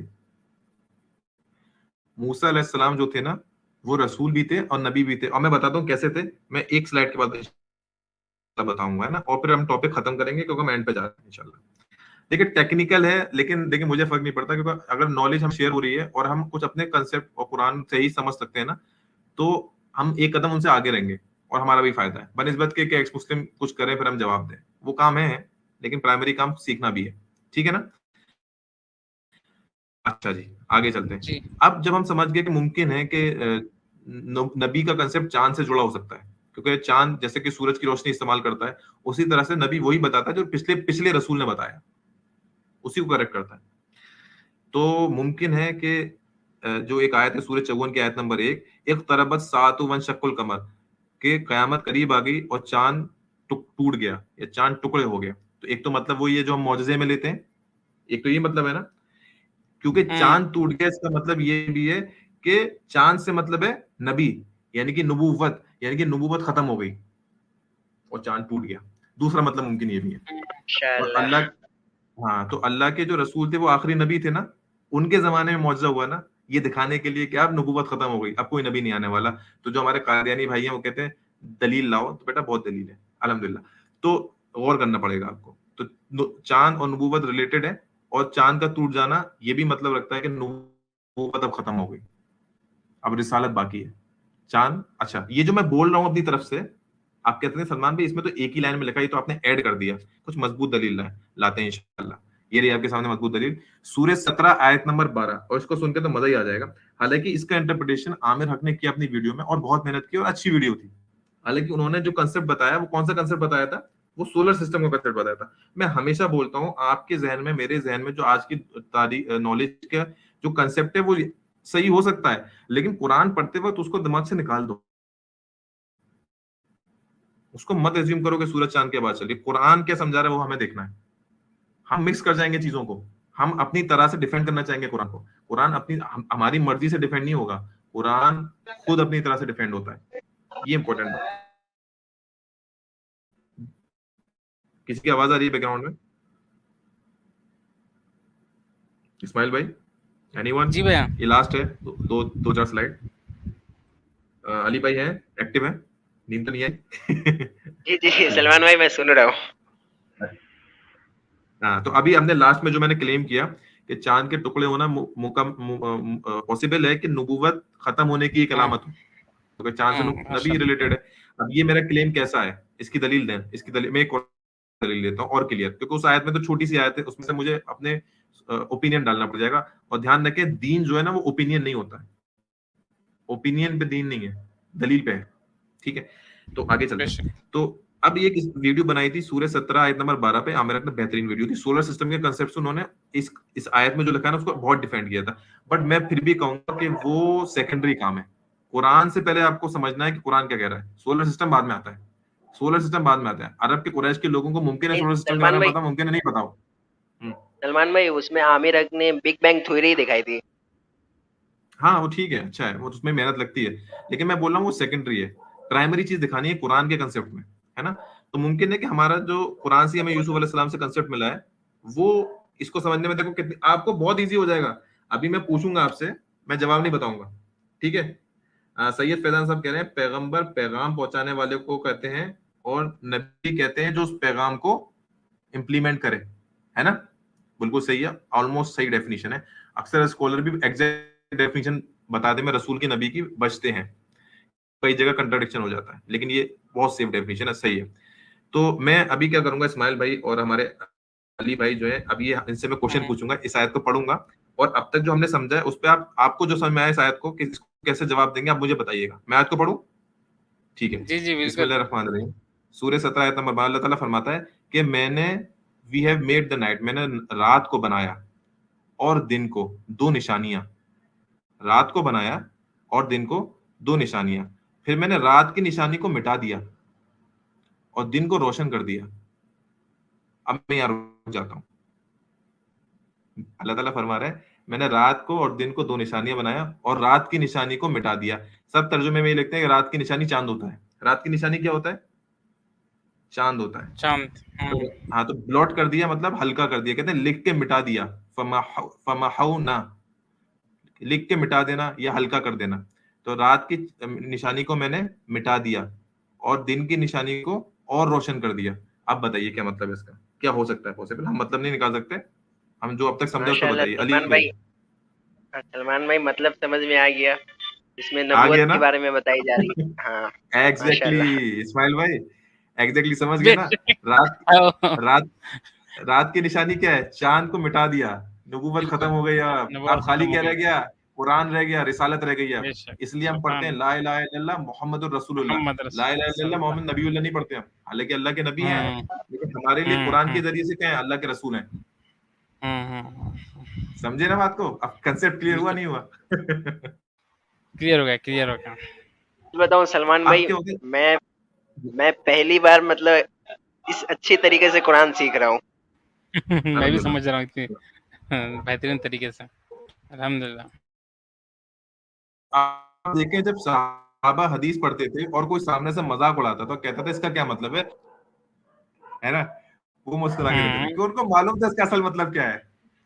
ठीक है, जैसे मैंने आपको आयत पढ़वाई, आप हंस के समझ गए इसका क्या मतलब है, किसी ने बताया नहीं, आप समझ गए इसके बारे में। अंदर ही अंदर खुशी हुई ना कि क्या मतलब है इसका। सामने से कोई मजाक उड़ाएगा, आले सुल्तान अब क्या आएगा, अरे ये क्या रात को मिटा दिया, पता नहीं चांद को कैसे मिटा सकते हैं, या तो आप हंसोगे, आप हंसोगे। आप जाहिल को कहाँ समझ में आता? नहीं जाहिल ये सलमान भाई, अब आइंदा कोई भी सवाल करेगा ना, माशाल्लाह सलमान भाई, आइंदा कोई भी अगर सवाल करेगा ना, उसे तो पहले सूरह यूसुफ सुनाऊंगा, उसमें चांद और सूरज के बारे में क्या बताएगा, उसके बाद ये आयत समझाऊंगा उसे।